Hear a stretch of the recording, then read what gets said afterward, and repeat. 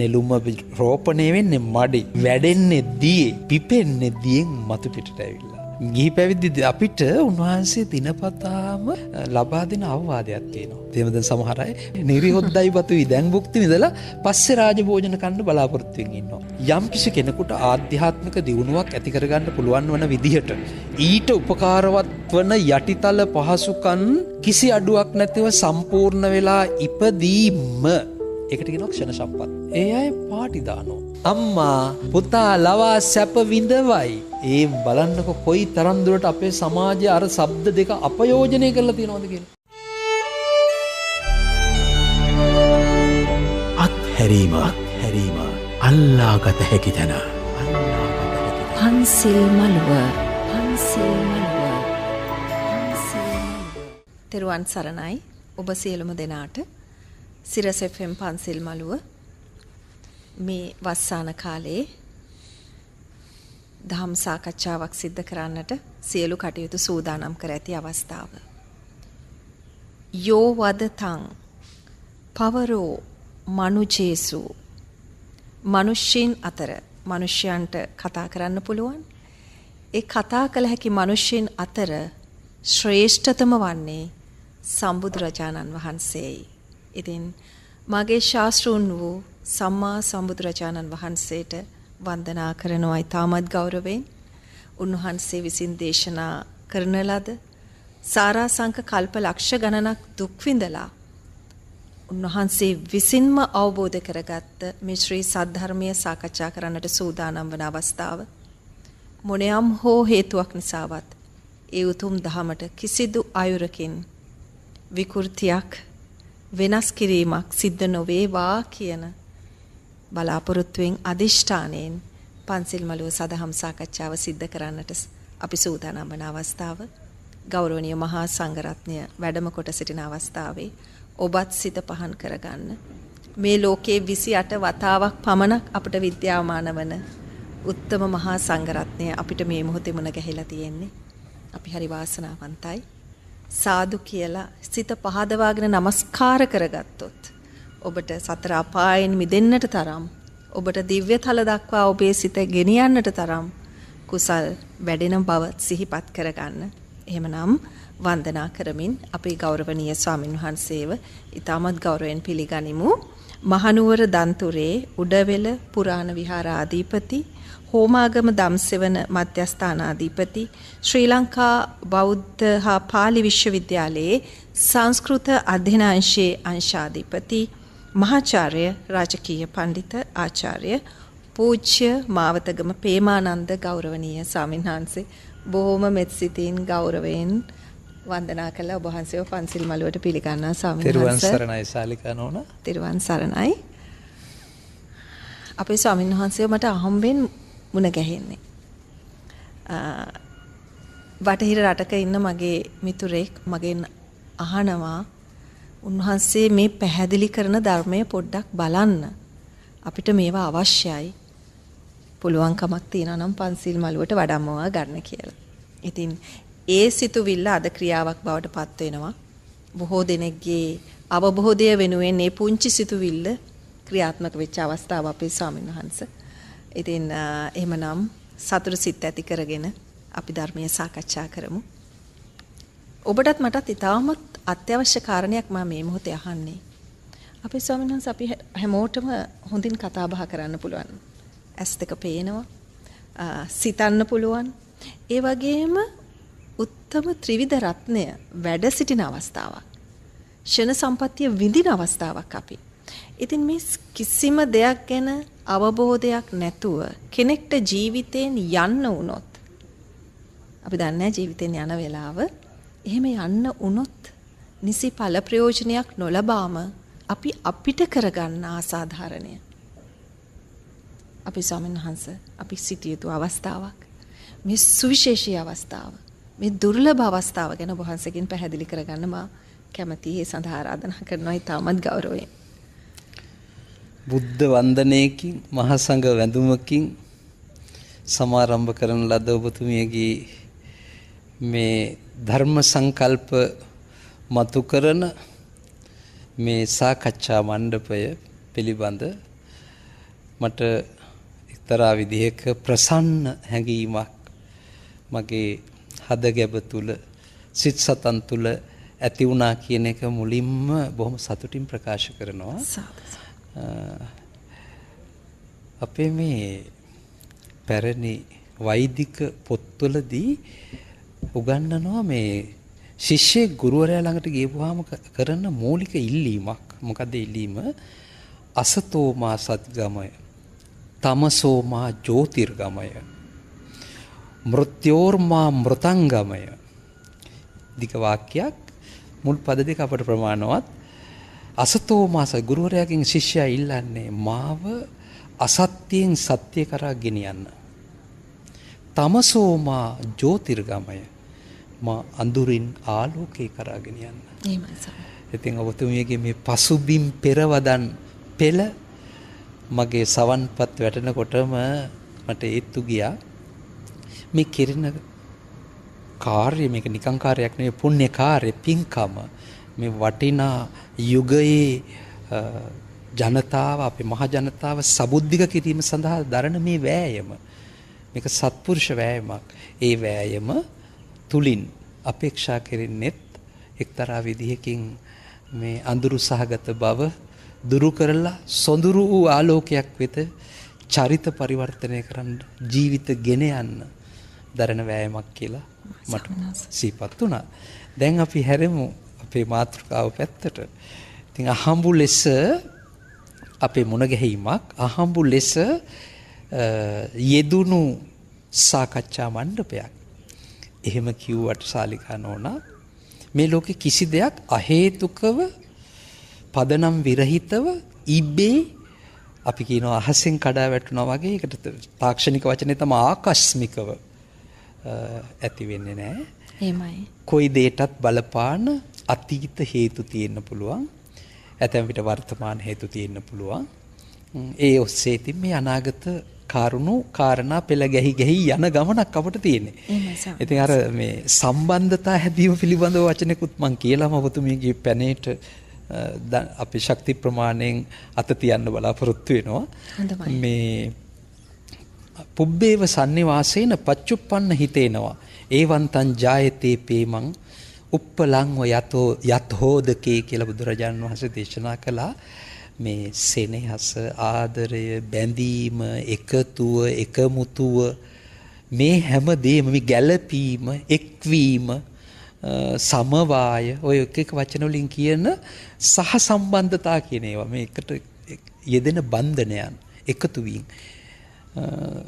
නැවතත් ආපස්සට ගිහිල්ලා අපි කියමුකෝ සෙනෙහස, ආදරය, බැඳීම කියන මේ බැඳීම් කියන ඒවා ඇති වෙන්නේ පුබ්බේව සන්නිවාසේන. පෙර එක්කෝ එකට ඉඳලා තියෙනවා. එහෙමයි.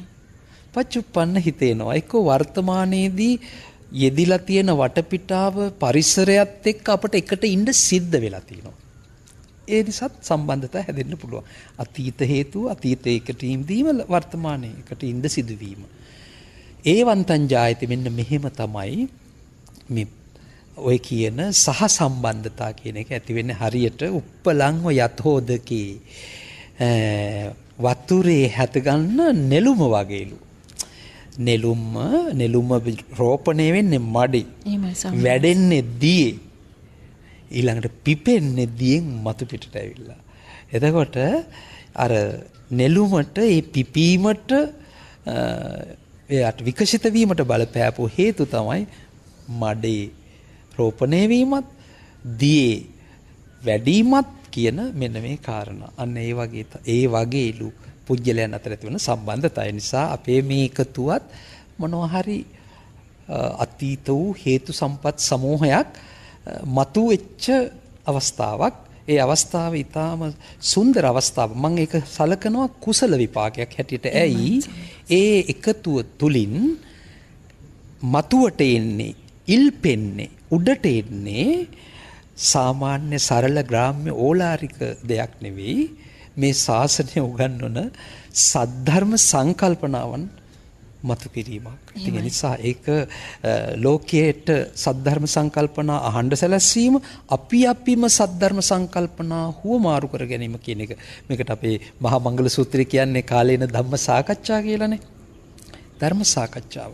ධර්ම සාකච්ඡාව කියන එක ශාලිකා නෝනා එක පැත්තකින් ගත්තාම දැන් මම ටිකක් වැඩියෙන් ගියා වගේ මේ ප්‍රවේශයට අර මාතෘකාව නැත්තම් අපේ ප්‍රශ්නේ පොඩ්ඩක් පැත්තකින් තියලා මේ එහෙත් ඒක කියව යුතුයි කියලා මට හිතෙනවා. මේ ධර්ම සාකච්ඡා කියන එක මංගල කාරණයක්. ඒක බුදුරජාණන් වහන්සේ විමුක්තායතන සූත්‍රයේදී දේශනා කරනවා නිවන් දොරටුවක් කියලා. කෙනෙකුට ධර්මාවබෝධයට යන්න ධර්මාවබෝධයට ගොස් මේ ධර්ම මේ ශාසනය මේ සම්බුද්ධ ඔබතුමී ප්‍රකාශ කළා නිවැරදිව ප්‍රකාශ කළා වගේ මේ ඊටාම දුර්ලභ කල්ප කාලාන්තරයකින් ලැබෙන ඊටා දුර්ලභ පරම වස්තුවක් වන මේ සද්ධර්මය ත්‍රිවිධ රත්නය ඒ වගේම මේ ශාසනය සම්බුද්ධ ශාසනය මේ කියන දේවල් ටික ලැබෙන එක මම කියන්න ගියේ අර විමුක්තායතන සූත්‍රයේදී කියනවා අප තුළ ධර්මාවබෝධයට යන්න වගේම ධර්මය උගන්වන ප්‍රතිලාභ ධර්මය උගන්වන ප්‍රධාන ප්‍රතිලාභ දෙකක් තියෙනවා. ලෞකික ඉහළම ප්‍රතිලාභය තමයි ධ්‍යාන. ඒ කියන්නේ සිත සමාධිගත කර ගැනීමේ පුහුණුවක යෙදෙන කෙනෙකුට දිගින් දිගටම මේ පුහුණුව සංවර්ධනය කර ගැනීම නිසා ඒ අයට ස්වභාවයෙන්ම තමන්ගේ සිත දිගු වෙලාවක් එකඟ තැනක එක අරමුණක රඳවා ගැනීමේ ශක්තියක් එනවා. ඒකට කියනවා ශාලිකා නෝනා ධ්‍යාන කියලා. ඒකේ අධීරවල තියෙනවා ප්‍රධාන වශයෙන් අධීරවල පහක් තියෙනවා. ප්‍රථම ධ්‍යාන, ද්විතීය ධ්‍යාන, තෘතීය ධ්‍යාන, චතුර්ථ ධ්‍යාන, පංචම ධ්‍යාන කියලා. එතකොට ඒ අධීරවල පහ එන්න මේ ආරෝහණ ක්‍රමයට තමයි තියෙන. කියන්නේ වැඩියෙන් සිත සමාධිගත කර ගැනීමේ ශක්්‍යතාව. එහෙමයි. හැකියාව කියන එක මත තියෙන්නේ. මම මේ කියන්න ගියේ එතකොට මේ දැහැන් ලෝකෝත්තර වශයෙන් මේ ලෝකෙන් එතරව ලබන පරමලාභයේ මේ ශාසනය උගන්වන්නේ මොකද්ද? ඒ තමයි සෝවාන්, සකෘදාගාමි, අනාගාමි, අරිහත් කියන සතර මඟ සතර. ඉතින් දැහැන් මගඵල නිවන් කියලා තමයි අපි කෙටියෙන් ඒ ටික කියන්නේ. මේ ටික තමයි මේ දුර්ලභ මනුෂ්‍ය ජීවිතයකින් මේ මනුෂ්‍ය ආත්ම භාවයක් ලබාගත් මේ අවස්ථාවේදී හැම කෙනෙක්ම හම්බ කරගත යුතු උපදවාගත යුතු පරමලාභය වෙන්නේ. ඒ සඳහා අපිව පෙළ ගැස්වීම, ඒ සඳහා අපව යොමු කිරීම, උනන්දු කරවීම තමයි බුද්ධ ආදී උතුමන් වහන්සේලාගේ, රහතන් වහන්සේලාගේ මේ ලෝකයේ ඇත්ත ඇති හැටියෙන් දකින කල්යාණ මිත්‍ර සත්පුරුෂ උත්තමයන්ගේ කාර්යභාරය. ඒ උත්තමයන්ගෙන් අපට ලැබෙන මොටිවේෂන් එක නැත්නම් උනන්දු කරවීම ඒකයි. ඉතින් ඒ නිසා මේ අපට ඒ ලාභය දැන් ලැබිලා තියෙනවා. ඔබතුමී මේ ප්‍රවේශය ගත්තෙම මෙච්චර ලාභයක් ලැබිලත් ඒකෙන් අපිට ඵල ප්‍රයෝජනයක් ගන්න බැරිව අර ගමේකුඩිය කියනවනේ හරියට හරක අපිට හකුරු පැටවුවා වගේ. එහෙම නැත්නම් වක්කඩේ හකුරු හැංගුවා වගේ. ගඟට ඉනි කැපුවා වගේ. මඩේ හිටවපු ඉන්න වගේ. රිට වගේ කියලා කියන උපමාව අන්න ඒ වගේ නිෂ්ඵලව හරසුන්ව ඵල විරහිතව මේ ගමන අපට මේ ලැබුණු ලාභය මේ ලැබුණු ජීවිතේ ගෙවම් කරන්න වුණොත් අවසන් කරන්න වුණොත් සැබවින් මේක ලාභයක්ද අලාභයක්ද? අලාභයක් නේද කියන එක ඔබතුමින් නොකියා ඒ වචනය අපේ බුදුහාමුදුරන්ගේ බණපද ඇසුරෙන් ගන්න දරන උත්සාහයක් වගේ මේ ප්‍රශ්නේ මට යොමු කළේ. ඉතින් ඒ නිසා මේක කියනකොට මට සිහිපත් වෙච්ච දේශනා රාශියක් තියෙනවා. ඔබතුමියගේ ඊළඟ ප්‍රශ්නට යන්න ඉඩ හදන්න ඕන නිසා මේකට ඉතා කෙටියෙන් මන් දීලා ප්‍රවේශයක් ගන්න කැමතියි. හොඳයි අපි සමහරවිට. එතකොට දැන් ඔබතුමියගෙන් කියවුණා ක්ෂණ සම්පත්තිය කියන වචනයක්. එහෙමයි. ඇත්ත වශයෙන්ම ශාලිකා නෝනා මේ ඔය ඔබතුමිය නගපු ප්‍රශ්නයට නියමම පිළිතුර දිනපතාම සපයන්නේ බුදුහාමුදුරුවෝ. බුදුරජාණන් වහන්සේ දිනපතාම දවසට 3 වතාවක් උන්වහන්සේගේ ශ්‍රාවකයන්ට භික්ෂු භික්ෂුණී උපාසක උපාසිකා කියන සිව්වනක් පිරිස අපි ගිහි පැවිදි අපි දෙගොල්ලනේ. එහෙමයි. ගිහි පැවිදි අපිට උන්වහන්සේ දිනපතාම ලබා දෙන අවවාදයක් තියෙනවා. ඒක අපේ බුදුහාමුදුරුවෝ විතර නෙවෙයි මේ ලෝකේ පහළ වූ සියලු බුදුරයන් වහන්සේලාගේ කාර්යයක්. උන්වහන්සේලා ඒකට කියන විශේෂ නමක් සුගතෝ වාදේ කියලා. සුගත ඕවාදේ. සුගත කියලා අපි හඳුන්වන්නේ බුදුහාමුදුරන්ට නමක් නේ. උන්වහන්සේ මොකද උන්වහන්සේට සුගත කියලා කියන්නේ අර බුදු ගුණ අලංකාරය තියෙන්නේ යහපත් කොට යෙතයි සුන්දර තැනට සැපතයි සොඳුරු බස් කියතයි කියති ඒ මුනි රජුට සුගතයි. උන්වහන්සේ මේ ලෝකයේ සුන්දරම තැනට වැඩිය උත්තමයන් වහන්සේනේ. එහෙමයි. සොඳුරුම දේවල් මතු කරපු උන්වහන්සේනේ. අඳුරු ජීවිතවල මහා ආලෝක ධාරාවක් ලබා දීලා ජීවිතවල මහා ප්‍රගතිශීලී පරම සතුට ඇති කර දෙන මහා ලාභ ලබා දුන් උන්වහන්සේ. ඉතින් මම ඒ වචන ටික කිව්වේ ඔබතුමියගේ මේ බුද්ධ වන්දනාව සඳහා මුලින්ම බුදුහාමුදුරන්ගෙන් අවසර අරගෙන මේ කාර්යයට ප්‍රවේශ වීම සඳහා ඒ කරපු අදහස් ටික ඇතුලේ මට දැනුණා ඔබතුමිය බුදුහාමුදුරන්ට කොච්චර ළඟයිද කියලා. ඒ නිසා තව දුරටත් ඒක තහවුරු කිරීමටත් ඒ වගේම මේ 80,000ක් අපේ ශ්‍රාවක පිරිස මේ සිරස පන්සිල් මළුවට සුපුරුදු පරිදි වරද්දන්න නැතුව සමහර විට සම්බන්ධ වෙන ඒ ශ්‍රාවකයින්ටත් ඔවුන්ගේ පපු ගැබ තුල ඇති වෙලා තිබෙන බුද්ධාලම්බන ප්‍රීතිය තවදුරටත් තහවුරු කර දීම අපේ කාර්යයක්නේ. අත් වශයෙන්ම මාධ්‍ය කාර්යයත් ඒක තමයි. මාධ්‍යක කාර්යයේ sannivedanaනේ. එහෙමයි ස්වාමී. දැන් තියෙනවා වචන දෙකක්. නිවේදන තියෙනවා. නිවේදන කියලා කියන්නේ පණිවිඩ දැනුම් දීම. හෙට දවසේ භයානක භූකම්පනයක් අහවල් ප්‍රදේශයේ සිද්ධ වෙනවා කියලා අපිට නිවේදනයක් දෙන්න පුළුවන් මහ ජනතාවගේ ආරක්ෂාව පිණිස. සුනාමියටත් නිවේදන දෙන්නේ නේද? ඒ වගේ විවිධ නිවේදන තියෙනවා. මරණ දැන්වීම කියලා කියනවා ඒ කාලේ හැම තිබ්බේවා. ඉතින් විද්‍යුත් මාධ්‍යයෙන් මුද්‍රණිත මාධ්‍යයෙන් ওই දෙකෙන් මේ නිවේදන දෙනවා. හැබැයි sannivedana කියලා කියන්නේ හුදු නිවේදනම නෙවෙයි. ඊට වඩා එහාට ගියපු ලොකු බරක් ඇති වචනයක්. එතකොට මං හුඟක් විස්තරයකට යන්නේ මට කිය යුතුව තියෙන කරුණු හුඟක් ඒ ගැනත් තියෙනවා ඔය නිවේදන කියන වචනේ ගැන. නමුත් මං sannivedana කියලා කියන්නේ බුදුරජාණන් වහන්සේගේ දෘෂ්ටි කෝණයෙන් ඉදිරිපත් කළොත් උන්වහන්සේ දේශනා කරනවා මේ සහස්ස මපිචේ වාචා අනත්ත පද සංහිතං ඒකං අත්ථ පදං සෙය්‍යෝ යන් සුත්වා උපසම්මති. කිසිම අර්ථයක් නැති කියන්නාට සහ අසන්නාට කිසිම හරයක් නැති හරසුන් නිරර්ථක දහස් ගණන් අපි වට කියනවා කයි කතන්දර කියලා. කයි කතන්දර අහනවට වඩා වටිනවලු ඇසූ සැනෙන් යමෙකුගේ බුරබුරා නැගෙන රාග ගිනි ද්වේෂ ගින්දර ජාලාව මෝහාන්ධකාරයේ දුරු කරන ඇසූ සැනින් දැවෙන සිත් නිවීමටපත් කරන උපශාන්ත චරිතයක් නිර්මාණය කිරීමට උපකාරවත් වන හරවත් එක්ක අර්ථ සම්පන්න වචනයක් අහන එක වටිනවලු. එහෙමයි ස්වාමීන් වහන්සේ. පළක් නැති දේවල් අහනවට වඩා හොඳ දේවල් අහන එකනේ වටින්නේ. ඒකනේ. එහෙනම් sannivedanayedi කෙරෙන්න ඕනේ. ඒ කාරණය. එහෙමයි ස්වාමීන් වහන්සේ. දැවෙන මිනිස්සු නිවන්න ඕන. අඳුරට යන මිනිස්සු ආලෝකයට යවන්න ඕන. එතකොට වැටෙන්න මිනිස්සු නැගිටවන්න ඕන. එහෙමයි. එතකොට අචේතනාන්විතව කටයුතු කරන අයට සචේතනාන්විත භාවයක්, සබුද්ධික භාවයක් ඇති කරන්න ඕන. මිනිස්සු දැනුම්වත් කරන්නට ඕන. ඉතින් අන්න ඒ කාර්යභාරය සඳහාම සංවිධානය කරන ලද මෙවැනි වැඩසටහන් පන්සිල් මලු ගැන අපට හරි ප්‍රසාදයක් හරි අගයක් මම මේ සිරස ප්‍රොමෝට් කරන්න කතා කරනවා නෙවෙයි මට දැනෙන අදහස් ඉතින් මං කියන්න එපාය. ඒ මට දැනෙන දේ මේ මොකද ඕනම කෙනෙකුගේ ඇත්ත తත්වය මතු කරන්නට ඕනේ එක එක විශේෂණ පදවලින් නෙවෙයි. ඇත්ත తත්වය මතු වෙන්න ඕනේ පැරණි ඍෂිවරු කියලා තියෙනවා ඵලානුමේයah ප්‍රාරම්භා කියලා. නැත්නම් කර්මානුමේයah ප්‍රාරම්භා.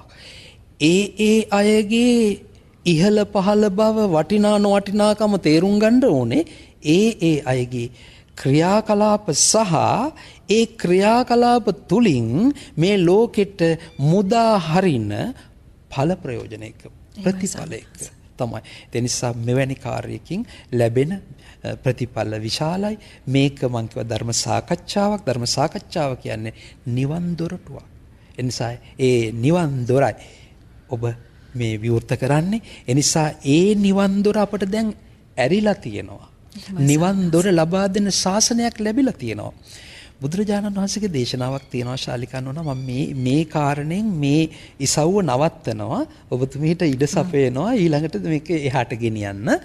මේ මා කැමති බුදුහාමුදුරන්ගේ උපුටනයක් දක්වන්න උන්වහන්සේ දේශනා කරනවා අංගුත්තර නිකායේ අට්ඨක නිපාතයේදී අක්ඛන කියලා සූත්‍රයක්. ඒ අක්කන සූත්‍රයේ අවසානයේදී තියෙන සඳහන් වෙනවා ගාථා පෙළක්.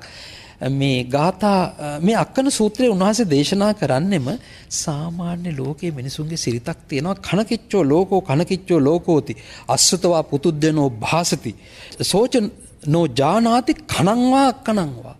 මේ ලෝකේ සාමාන්‍ය මිනිස්සු කල්පනා කරනවලු කනකිච්චෝ අපි ඉතින් අපට සුදුසු වෙලාව ආවහම අපි ඉතින් ওই කරන්න තියෙන වැඩ කරගන්නම්කෝ.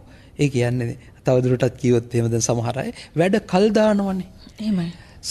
අපේ රටේ ඉන්න බොහෝ දෙනෙකුගේ එක ලක්ෂණයක් තමයි මේ වැඩ කල් දානවා විතරනේ සැපත් කල් දානවා. අපි ඉතින් පහුවෙලා ගෑද්දොරක් හදාගෙන රස්සාවක් අරගෙන පොඩි වත්කමක් එහෙම ඇති කරගත්තට පස්සේ ඉතින් කරගන්න බැරි ඇවුවා. දැම්මෝ නෑ කියලා දැන් වතුරයි බතුයි කන එක නරකයි කියනෝනේ. වතුරයි බතුයි ඒ කියන්නේ අපි කියන්නේ ඔකට අර නිරිහොද්ද කියලානේ. නිරිහොද්දයි බතුයි දැන් භුක්ති විඳලා පස්සේ රාජභෝජන කන්න බලාපොරොත්තු වෙමින් ඉන්නවා.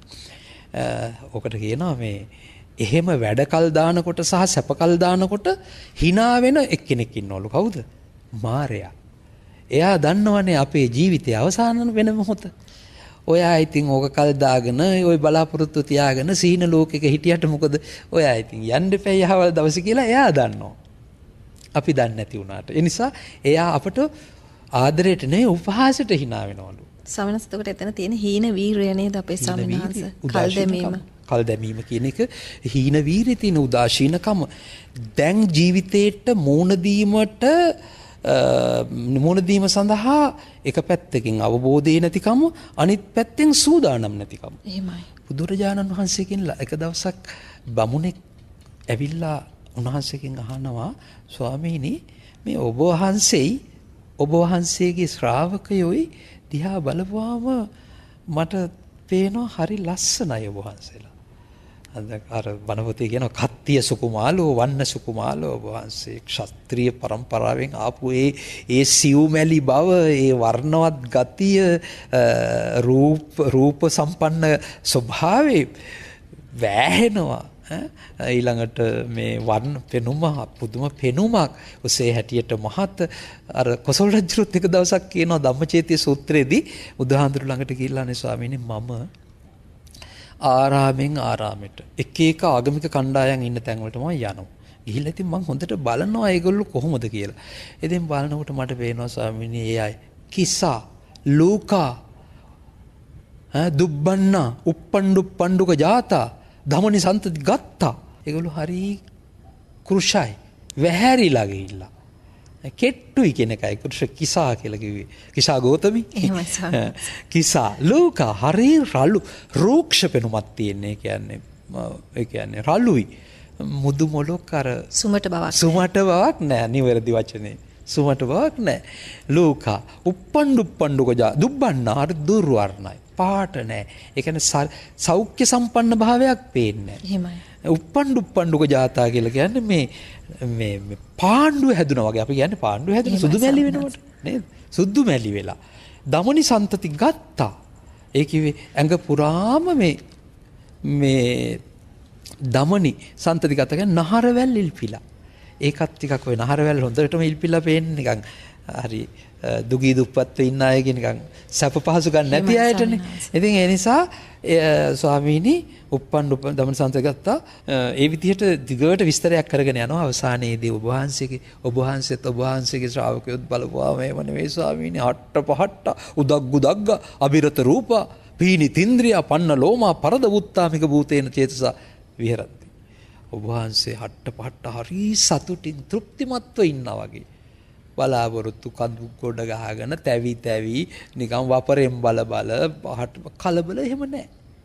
හට්ට පහට්ට උදග්ගු දග්ග ඔද්ද වැඩුණු. ඒ කියන්නේ අර මුලින් කිව්වා වගේ සෞඛ්‍ය සම්පන්න ලෙඩ ගතියක් පේන්නේ නැහැ. එහෙමයි. උදග්ගු දග්ග. පීනි තින්ද්‍රිය ඉඳුරන් හොඳට පිනවගෙන වගේ ඔබ වහන්සලා ඉන්නේ. මොකද දැන් ඉඳුරන් පිනව ගත්තේ නැති කෙනෙකුගේ ලක්ෂණය මොකද්ද? දැන් ඇහැ හරියට පිනවල නැති කෙනා ඉතින් මේ අර වඳුරා වගේ හැරෙන පැත්තේ රූප බලනවා. ඉතින් කලබලේනේ. ඒ කියන්නේ ස්වාමීන් වහන්සේ අර නොසන්සිඳුණු බව, කලබලකාරී බව, චපල චපල බව තියෙනවා ස්ථාවර නැහැ. එහෙමයි. නමුත් ඔබ වහන්සේගේ ශ්‍රාවකයෝ දිහා බලපුවාම හරියට පේන්නේ උන්වහන්සේලා බලාගත් අතේ ඉන්නවා කියන එකෙන් තේරෙන්නේ මේ ලෝකයේ තියෙන ඔක්කොම රූප බලලා දැන් ඇති වෙලා මේ උපහාසයක් නෙවෙයි. නිකන් මේ වගේ අදහසක් කියවෙන්නේ. උන්වහන්සේලාට ආපහු අලුතෙන් රූප බලන්න කියලා රූප පස්සේ පන්නගෙන යන්න කියලා රූප විතර නෙවෙයි ශබ්ද ගන්ධ ওই පංචකාම නෙම. ඒ එකක් පස්සෙවත් යන්න එහෙම නැහැ. උන්වහන්සේ තෘප්තිමත් පීනිත ඉන්ද්‍රිය අබිරත රූප උන්වහන්සේලා මේ ප්‍රතිපත්ති පුරාගෙන යන්නේ අර බර කරත්තයක් ඇදගෙන යන වෘෂභ රාජයෝ වගේ නෙවෙයි. ගොන්නු වගේ නෙවෙයි. උන්වහන්සේලා මේ ප්‍රතිපත්ති පුරාගෙන යන්නේ හරි ආසාවෙන්. අනේ අපට මේ ශික්ෂාපද රකින්න කියලා බුදුහාඳුරුවන්ගේ අවවාද අනුශාසනා කරලා තියෙන කොච්චර වටිනවද? සතුන් මැරීමෙන් අපිට වළකින්න පුළුවන්. හොරකම් කිරීමෙන් වළකින්න පුළුවන් කියලා උන්වහන්සේ තෘප්තිමත්. ඒක බරක් හැටියට සලකන්නේ. දුර්වල, බාල, අන්ධ බාල, අනුවන අයට තමයි කල්පනා වෙන්නේ අප්පෝ මේවනම් අපේ නිදහස ඇහුරීමක් කියලා සමහර අය කල්පනා කරනවා. ඒක වැරදි. නමුත් මේ නියම ශ්‍රාවකයෝ එහෙම නෙවෙයි. උන්වහන්සේ ඒ ශ්‍රාවකයන්ට බුදුහාමුදුරුවන්ගේ මේ ධර්ම මාර්ගයේ ප්‍රතිපත්ති මාර්ගය සුන්දර අත්දැකීමක්. ඒක හරි ආස්වාදජනක මේ පැවැත්මක් හැටියට ඒගොල්ලෝ දැකින්නේ. ඒක අබිරත රූප බලන්න මේ වචන ඇතුලේ තියෙන සුන්දර අදහස්. අබිරත රූප. පන්න ලෝම ඒ අය මේ රෝම පැත්ත වැටිලාලු තියෙන්නේ. ශාලිකනෝ. එහෙමයි. රෝම පැත්ත වැටිලා තියන්නේ ඇයි? දැන් රෝමෝත් ගමනේ වෙන්නේ එක්කෝ බය වුණොත්. එහෙම නැත්තම් කලබල වුණොත්. එහෙමයි ස්වාමීන් වහන්සේ. රෝමෝද්ගමනය වෙනවනේ. නමුත් එහෙම බය කලබල එවැනි අවස්ථා එවැනි අත්දැකීම් එවැනි දේවල් නැති කෙනා සහ ජීවිතය නිර්භය තැනකට අරගෙන ඇවිල්ලා ඉන්න කෙනාගේ මේ රෝමෝද්ගමනයක් නැහැ. මේ රෝම පැත්තකට වැටිලා ඉන්නේ. රෝම උඩට එන්නේ නැහැ. අපි කියන්නේ අර සාමාන්‍ය ව්‍යවහාරයේ මයිල් කෙලින් වෙනවා. එහෙම වෙන්නේ නැහැ. එහෙම වෙන්නේ නැහැ. බලන්න ශ්‍රාවකයෙකුගේ බාහිර පෙනුම දිහා බලපුවාම අපට ඒ ශ්‍රාවකයාගේ ආධ්‍යාත්මික ස්ථාවරය ඒ කියන්නේ සමහරවිට නිවුණු ජීවිතවල බාහිර ස්වરૂපේ තමයි ඔය පැහැදිලි කරගන්නේ. ඒ බණපද ඔක්කොගෙම ශාලිකා නෝනා එළියට ගේන්නේ ඒ නිවුණු ස්වභාවය. ඉතින් ඒ නිසා අපි කතා කරේ හිටියේ අක්කන සූත්‍රයේදී සාමාන්‍ය මිනිස්සු හිතන්නේ මොකද්ද මේ අපි පහුවෙලා මේ දේවල් කරන්න සිල් ගන්න දැම්ම බෑ පහුවෙලා බැරිය. ධර්ම සාකච්ඡා දැම්ම බෑ දැනට අපට අපේ ජීවනෝපාය මාර්ග ගැන සාකච්ඡා ඕනේ. ඒ දැනුම ඕනේ. ආර්ථිකය ශක්තිමත් කර ගැනීම පිළිබඳ දැනුම. ඒ දැනුම එපා කියලා නෑ බුද්ධ ධර්මයේ. ව්‍යග්ගපජ්ජ සූත්‍ර ආදී දේවල් වල තියෙනවානේ උත්ථාන සම්පදා, ආරක්ක සම්පදා, සමජීවිකතා, කල්යාණ මිත්‍රතා කියලා. ඒ ජීවිතය දියුණු කර ගැනීම මෙලෝ වශයෙන් දියුණු වෙන්න ඕන දේවල් පරලෝ වශයෙන් ඒ ඔක්කොම තියෙනවා. ඉතින් හැබැයි එපමණකට ඒ දේවල් වලට පමණක් සීමා නොවිය යුතුයි කියන එක තමයි ධර්මය කියන්නේ. මොකද අපට මේ දුර්ලභ අවස්ථාව ඔබතුමී මතු කරපු අපට මේ ලැබුණු දුර්ලභ අවස්ථාව මේ මනුෂ්‍යාත්ම භාවයේ මේ බුද්ධෝත්පත්ති කාලයක ඉපදීම. එතකොට මේ සද්ධර්මයේ පවතින යුගයක සද්ධර්මයේ මුල් බැසගත් දේශයක අපි ඉපදිලා ඉන්නවා. සමහර අයට නම් මේ දේශය ගැන කල්පනා වෙන්නේ අපේ ජීවිතයේ අනාගතයක් ගැන හිතන්න බැරි ආර්ථික ස්ථාවරයක් නැති අපේ ජීවිත වගේම අපේ දරුවන්ගේ ජීවිත අනාගත දරුවන්ගේ ජීවිත පරම්පරාවේ ජීවිත කඩා හැලෙන්න නියමිත දේශයක් හැටියට සමහර අයට මේ අපේ රටේ වර්තමානයේ ගැන තේරෙන්නේ. එහෙම හිතලා හිතන් සමහර අය කල්පනා කරනවානේ ඉතින් අනේ පුරවැසි කම නොලැබුණත් ඔය PR එක හරි ලැබෙනවා නම් කවන්නේ නැහැ කියලා සංක්‍රමණය වෙන්න. මම ඉතින් ඒ අයට දෝෂාරෝපණ කරනවා නෙවෙයි. හැබැයි බණ පොතට අනුව කියන්න බෑ. ඒ කියන්නේ අපේ කාර්යභාරය එයයිනේ. අපේ කාර්යභාරය බුදුහාමුදුරන්ගේ දේශනාව මත කියන. බුදුරජාණන් වහන්සේගේ දේශනාවට අනුව ශාලිකා නෝනා යම් කිසි කෙනෙකුට ආධ්‍යාත්මික දියුණුවක් ඇති කරගන්න පුළුවන් වන විදිහට ඊට උපකාරවත් වන යටිතල පහසුකම් කිසි අඩුවක් නැතිව සම්පූර්ණ වෙලා ඉපදීම ඒකට කියනවා ක්ෂණ සම්පත්තිය. එහෙමයි සමහරවිට. ඒකට කියනවා බණ පොතේ විස්තර කරනවා කනාති බුද්ධපාදාදයෝ කාල සම්පදා කියලා. ක්ෂණ කියන වචනයෙන් නැත්නම් ක්ෂණ සම්පatti කියන එකෙන් අදහස් කරන්නේ බුදුහාමුදුරුවෝ කෙනෙක් බුද්ධෝත්පත්ති කාලයක් ආදි කොට ඇති ලැබිලා තියෙන කාලය. මොනවද මේ ආදි කොට ඇති කියලා කිව්වේ? බුද්ධුප්පාදක් කනෝ පතිරූප දේශක් වාසක් කනෝ සද්ධාය පටිලද්දක් කනෝ පඤ්ඤා සම්මාදිට්ඨියා පටිලද්දක් කනෝ චන්නං ආයතනානං අවේකල්ලක් කනෝ මේ විදිහට ලොකු විස්තරයක් තියෙනවා ක්ෂණ සම්පත්තිය ගැන. මොකද්ද? එක තමයි බුදුහාමුදුරු උපන් කාලයක ඉපදීම ක්ෂණ සම්පත්තිය. සුදුසු ප්‍රදේශයක ජීවත් වීමට ලැබීම ක්ෂණ සම්පත්තියක්. සුදුසු ප්‍රදේශ කියපුවාම ඉතින් මේ ලෝකේ එහෙම ලොකුවට හිතන්න අපිට වෙන් කරන්න බෑ. ලැබුණු ප්‍රදේශයේ සුදුසු ප්‍රදේශයක් බවට පත් කරගන්නත් අපි දැනගන්න ඕනේ. ඒ කියන්නේ ස්වාමීන් වහන්සේ අපේ විභව ශක්තිය ඔබ වහන්සේත් එක්ක කරන ලද පූර්ව සාකච්ඡාවේදී ඔබ වහන්සේ පැහැදිලි කරන අපි හැමෝටම තියෙන විභව ශක්තිය කියලා. ඉතින් විභව ශක්තියත් එක්ක අනුරූප වෙනවා නේද ස්වාමීන් වහන්සේ අපි උත්පත්තිය ලබන දේශය අපිට මුණ ගැහෙන පුද්ගලයෝ එහෙම අපේ ස්වාමීන් වහන්සේ. පැහැදිලිවම මේ කිසිවක් අහේතුකව සිද්ධ වෙනව නෙවෙයි සහේතුකවමයි සිද්ධ වෙන්නේ. එහෙමයි. අතීත හේතු කාරණා පදනම් කොටගෙනම තමයි අපි උපදින්නේ මොන පවුලේද? අපේ අම්මා කවුද? තාත්තා කවුද? අපට ලැබෙන සහෝදර සහෝදරියෝ කොහොමද?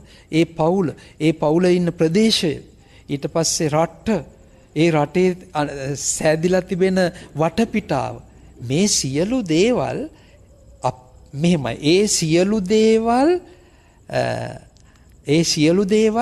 අපි ඉල්ලනවා නෙවෙයි. එහෙමයි ස්වාමීන් වහන්සේ. අපිට ඒ සියලු දේවල් ආකර්ෂණය වීම තමයි තියෙන්නේ. ලෝකේ ඇත්තටම ගත්තොත් දැන් සමහර අය කියනෝනේ අම්මේ අද ආර්ථිකය හරි උද්දමනයටපත් වෙලා. හරි අමාරුයි ජීවත් වෙන්න. වියදම වැඩි අරවමෝ කියලා.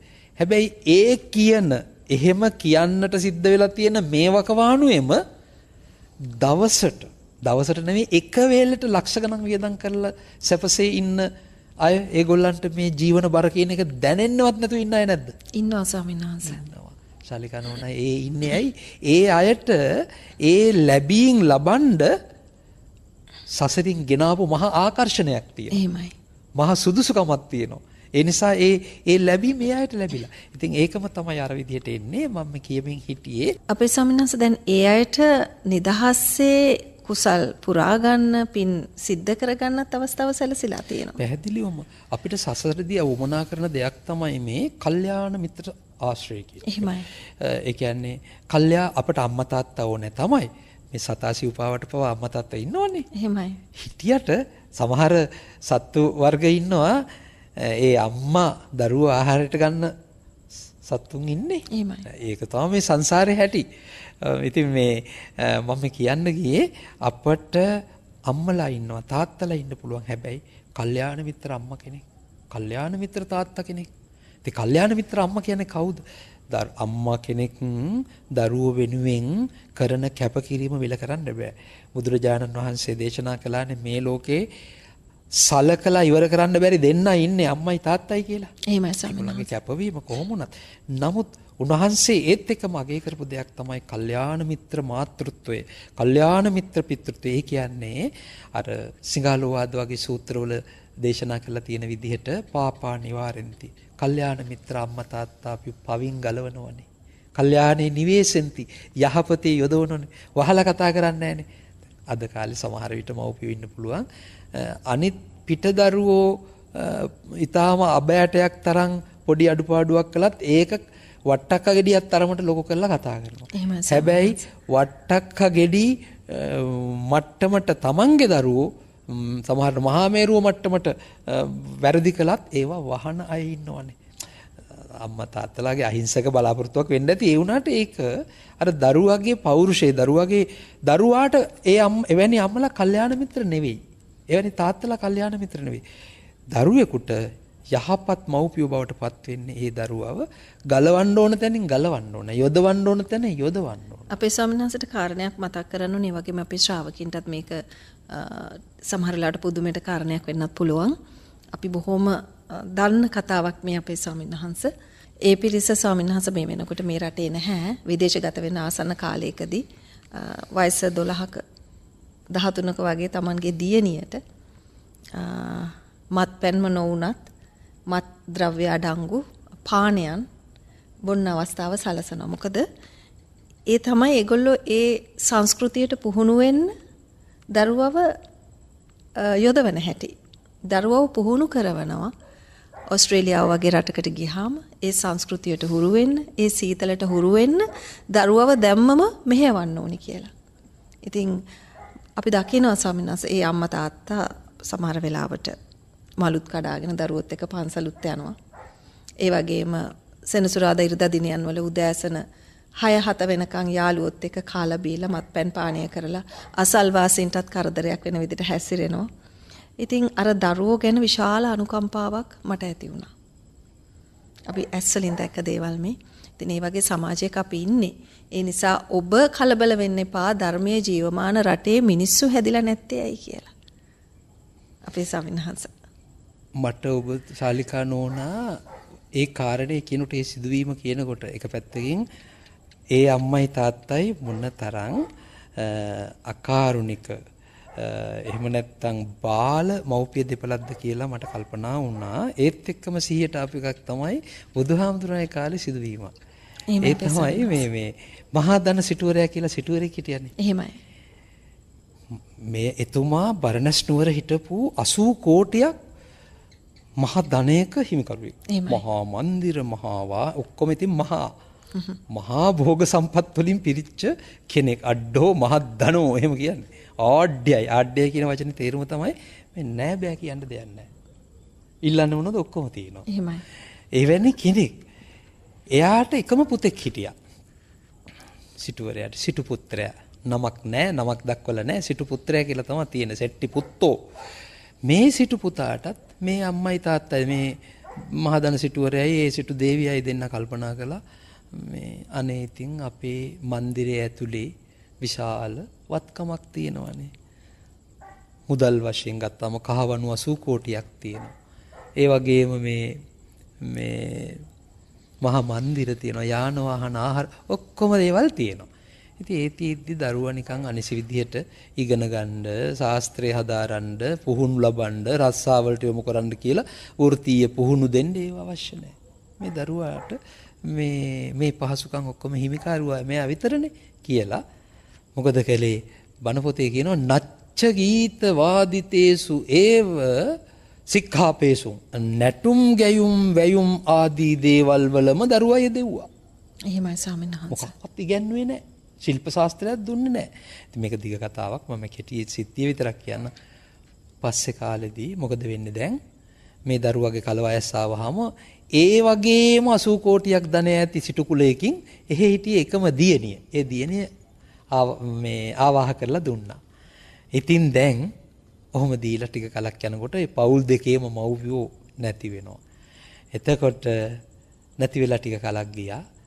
අර සිටු පුතාට මොකද කල්පනා වෙන්නේ? මෙයත් ඉතින් දැන් ඉතින් මව්පියෝ පුහුණු කළේ විනෝද වෙන්න ඒවමනේ විනෝද වන දේවල්ම කර කර ඉන්නවා. එහෙමයි. දැන් මේ සිටු පුතාගේ සිතක් තිබුණා දිනපතාම කොසල් රජුව හම්බෙන්න යනවා මේ දවසකට වරක් හෝ දෙවරක් රජුව බැහැ දැකලා ඉන්න. ඔය පෝසත් අය ටිකක් රාජ්‍ය තාන්ත්‍රික සම්බන්ධතා පවත්වා ගන්න කැමතිනේ ආරක්ෂාව ඕනේ. මහා ධනෙ තිබුණා. ඒ නිසා රජුව ඇසුරන මෙහෙම යනකොට මේ සිද්ධිය ආරංචි වෙනවා මේ ප්‍රදේශයේ ඉන්න මේ බේබද්දන්ට. එහෙමයි. හැබැයි වෙච්ච අයට බීමට. මේගොල්ලෝ මොකද කරන්නේ? අර සිටු පුත්‍රයා යන පාර අයිනේ එයා යන මාර්ගය බලලා ඒ මාර්ගය අයිනේ ඒ අය පාටි දානවා. බීම බොනවා, ඒවට අදාළ කෑම කනවා, විනෝදෙන් ඉන්නවා, සංගීතය වම කර කර ඉන්නවා දැන්. මේ සිටු පුත්‍රයා දිනපතා දැන් මේ යනකොට මේක දකින්නවා. එක දවසක් මෙයත් එක්ක යනවා බාබර් මහත්තයා. චූලූපට්ඨායකම් කියලා බණ පොතේ තියෙන චූඩා කියන්නේ කෙස්නේ. කෙස් රැවුල් බාන එක්කෙනාට තමයි කියන්නේ මේ බාබර් මහත්තයා. ඉතින් බාබර් මහත්තයා ගිහිල්ලා යනවා. එයාගෙන් අහනවා මේ සිටු පුත්‍රයා මේ මිනිස්සු මේ මොනවද බොන්නේ මොකද කියලා.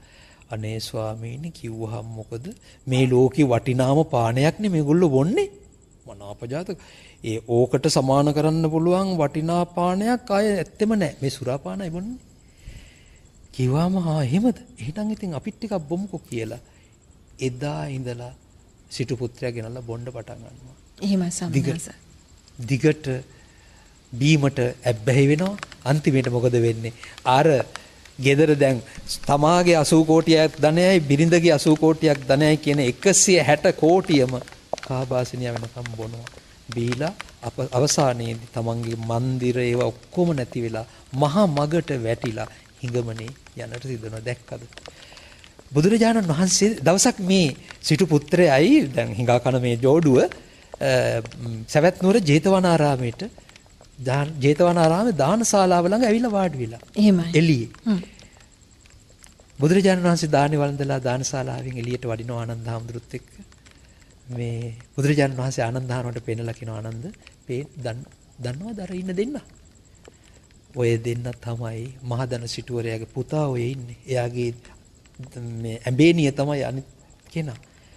ඔබ දන්නවද ආනන්ද? ඔය සිටු පුත්‍රයා. එතුමාගේ ජීවිතයේ මුල් කාලයේදී එතුමාට තිබිච්ච ධනය හරි විදිහට කර්මාන්තයක යෙදුවා නම් එතුමා මේ බරණැස් නුවර අග සිටුවරයා බවට පත් වෙනවා. කියන්නේ ලොකුම පෝසතා බවට පත් වෙනවා. එහෙමයි. ඉතින් බීමට පටන් ගත්තාම ඇබ්බැහි වුණාම ඒක නවත්තන්න බෑනේ. දිගටම බොන්න පටන් ගන්නවා.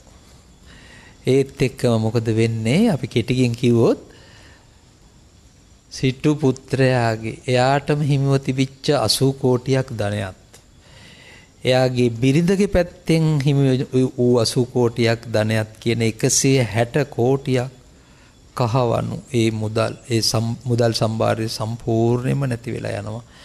අවසානයේදී ගේදොර උකස් තියනවා ඒවා සින්න වෙනවා ඔක්කොම සම්පත් අහිමි වෙලා මහ මගට වැටෙනවා. දෙන්න දැන් හිඟමනේ. එහෙමයි ස්වාමීන් වහන්සේ. එක දිනක් සාලිකා නෝනා මේ දෙන්න එනවා සවැත් නුවර ජේතවනාරාමේ දානශාලාවට. ඇවිල්ලා පිලේ වාඩි වෙලා ඉනවා එළිපත්තේ. මුකුත් නැතුව දැන් එන්නේ නේද ස්වාමීන් වහන්සේ? මුකුත් නැහනේ. කෑමට බීමටවත් මොකවත් නැහැ. අන්න බලන්න ජීවිතේක ඉරණමනේ. නොමගට වැටීම නිසා.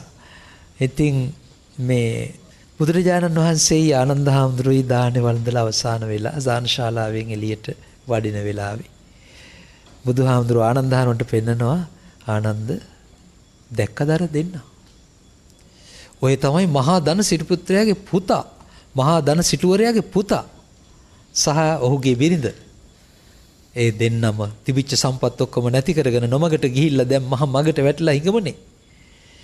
ඉතින් මේ ආනන්ද ඔය සිටු පුත්‍රයා ඔහුගේ ජීවිතයේ මුල් භාගයේ තරුණ කාලේ සිහිනුවණින් යුක්තව කටයුතු කරලා තමන්ගේ වත්කම් නිසි පරිදි කර්මාන්තයක යෙදුවා නම් හරි විදිහ ආයෝජනයක් කළා නම් එහෙමයි.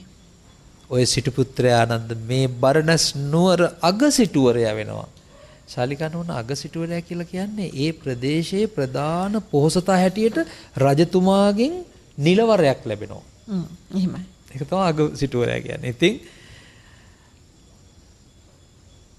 යම් හේකින් ඒ සිටු පුත්‍රයා ඒ ජීවිතයේ ඔහුගේ මුල් භාගයේදී ගිහිගේ පිළිබඳ කලකිරිලා ගිහිගෙන් නික්මලා පැවිදි වුණා නම් ඔහු රහත් වෙනවා. එහෙමයි ස්වාමීන් වහන්සේ. රහත් වෙනවා. සංසාරෙම ගමන අහවර කරන්න තිබ්බ වෙලාව ලැබීම. ආනන්ද ඔය සිටු පුත්‍රයා ඔහුගේ ජීවිතයේ මැදිවියේදී කරුණ තේරුම් අරගෙන උත්සාහවත්ව ඒ එතුමාගේ වත්කම් සම්පත් ධනය හරි විදියට කර්මාන්තයක යෙදුවා නම් ඔහු මේ බරණැස් නුවර දෙවෙනි සිටුවරයා බවට පත් වෙනවා. දෙවෙනි පෝසතා. දෙවෙනි සිටුවරයා. දෙවෙනි සිටුවරයා. ගිහිගෙයින් නික්ම පැවිදි වුණා නම් ඔහු අනාගාමී වෙනවා. ඔහුගේ බිරිඳ සකු르දාගාමී වෙනවා. අර මුල් අවස්ථාවේදී ඔහු රහත් වෙනවා, බිරිඳ අනාගාමී වෙනවා. එහෙමයි ස්වාමීන් වහන්සේ. දැන් මේ මැදිවිය ගැනද කිව්වේ? දැන් යම් හේකින් මේ සිටු පුත්‍රයා ඔහුගේ ජීවිතේ පැසුණු වියේදී ඒ කියන්නේ වයසටපත් වෙච්ච වෙලාවේදී කරුණ තේරුම් අරගෙන කර්මාන්තයක යෙදුවා නම් ඔහුගේ වත්කම් ඔහු මේ බරණැස් නුවර තුන්වෙනි පෝසතා බවට තුන්වෙනි සිටුවරයා බවට පත් වෙනවා. ගිහිගෙන් නික්ම පැවිදි වූවා නම් ඔහු සකු르දාගාමී වෙනවා. ඔහුගේ බිරිඳ සෝවාන් වෙනවා. දැන් බලන්නකෝ ශාලිකා නෝනා මේ ලෞකික පැත්තෙන් ලබන්න තියෙන ඉහළම මේ සමෘද්ධිය පෝසත් බව ප්‍රබුද්ධයත් මෙයාට දැන් නැති වුණා. ආධ්‍යාත්මික වශයෙන් ලබන්නට තිබෙන මේ ලෝකයේ ඉහළම වරප්‍රසාද මොකද ශාසනයේ අපි මුලින් කිව්වා වගේ දැහැම් මගඵල නිවන් කියන්නේ වටිනා දේවල්. එහෙමමයි ස්වාමීන් වහන්සේ. ඉතින් ඒ ටික ඔක්කොම ලබා ගන්න අර අපේ බණ පොතේ තියෙන්නේ ඔබතුමියත් කියවලා ඇති ওই ජාතක පොත්වල එහෙම තියෙනවා අතටපත් නිවන් හැරපියා කියලා. අතටම ආපු නිවන පැත්තක දාලා අතට ගත්ත දේ කටට දාගන්න බැරුණා කියලා කතාවක් තියෙනවනේ ගමේ. ඒ වගේ මේ ඔක්කොම ටික සෑදිලා තිබුණා. ලෞකික නම් ලෞකික පැත්තෙන් ඉහළටම යන්න. කරුණු තේරුම් අරගෙන සසුන්ගත වූවා නම් ඒ අංශයෙන් කෙලවරටම යන්න. ඉල්ල ලබන්න තියෙන ඉහළම ඉලක්ක වලට යන්න අවශ්‍ය සියලු යටිතල ෂණ සම්පත්තිය ඔබතුමී මුලදී පාවිච්චි කරේ ෂණ සම්පත්තිය කියන වචනේ. ඒ ෂණ සම්පත්තිය මේ දෙදෙනාටම මේ යුවලටම අඹුසැමි දෙපළටම දම්පති යුවලටම සෑදිලා තිබුණත් අන්න බලන්න එකක් අර මව්පියන් කාල්යාන මිත්‍ර නොවීම නිසා මව්පියෝ වග කියන්න ඕන මේකට නොමගට යවුවා මේ දරුවෝ. එහෙමයි. නොමගට යවපු නිසා ඒ අකාරුණික මව්පියන්ගෙන් ලැබුණු ආభాෂය මත නොමගට වැටිලා මේ දරුවා සම්පූර්ණයෙන් භෞතිකවත් පිරිහෙනවා ආධ්‍යාත්මිකවත් පිරිහෙනවා. අද හිඟමන් ඇදෙනවා කණ්ඩ බොණ්ඩවත් නැහැ ඉන්න තැනක් නැහැ අගු පිල්වල ඒ වගේම පාලම් බෝක්කු මත රැය පහන් කරන තත්වයට දවස ගෙවන තත්වයට කල් මරණ තත්වයට ජීවිතය ගැන කිසි නිනව්වක් නැතුව පීඩා ලෝකයක මහ දුක් කන්දක් මැද අතීතයත් සිහි වෙනවා ඇති නොවේ වෙලාවේ. එහෙමයි සර්. අතීතයත් සිහි කර කර තැවි මේ අර ශාලිකානෝන මම මුලින් මතක් කරපු බුද්ධ දේශනාවක්නේ අක්කන සූත්‍රේ. අක්කන සූත්‍රයේ එක තැනක ලස්සන උපමාවක් තියෙනවා මේ ලැබුණු අවස්ථාව හරියට පාවිච්චි කරන්නේ නැති එක ගැන. කන අතීතයි සෝචන්ති. කන අතීතා ඒ කිව්වේ ක්ෂණ සම්පත්තිය නිකම්ම ඉක්මවන අයට වෙන්නේ මොකද්ද? සෝචන්ති ශෝක කරන්න වෙනවා.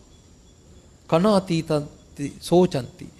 හරියට ඒකේ උපමාවක් තියෙනවා වානි ජෝව අතීතත්ථෝ චිරත්තං අනුතපෙස්සති කියලා. මුල් කාලේ බොහොම සරුවට වෙළඳ ව්‍යාපාරික කටයුතු කරලා මහා ලොකු තැනක හිටපු මහ ප්‍රසිද්ධ ප්‍රභු කාගෙත් ගෞරවයට ලක්වෙච්ච වෙළඳ ව්‍යාපාරිකයෙක්. පස්සේ කාලේ තමන්ගේම වැරදි නිසා හාඩොක් වෙනවා බංකොලොත් වෙනවා කියලා කියන්නේ. එහෙමයි ස්වාමීනි. හාඩොක් වෙනවා. හාඩොක් වුණාට පස්සේ මේ වෙලෙන්දට තමන්ගේම ජීවිතයේ මුල් කාලේ සිහි වෙනවා. හරියට මේ ජවනිකා පෙලක් චිත්තජ රූප හැටියට හිතේ මැවි එන්න වගේ මෙතුමට පේන්න ගන්නවා. අනේ මං එදා හිටි හැටි. එදා හිටපු මන්දිර අද කෝ? එදා මත් එක්ක හිටපු යාළුවෝ නෑයෝ පිරිවර ප්‍රභූවරු අද කෝ?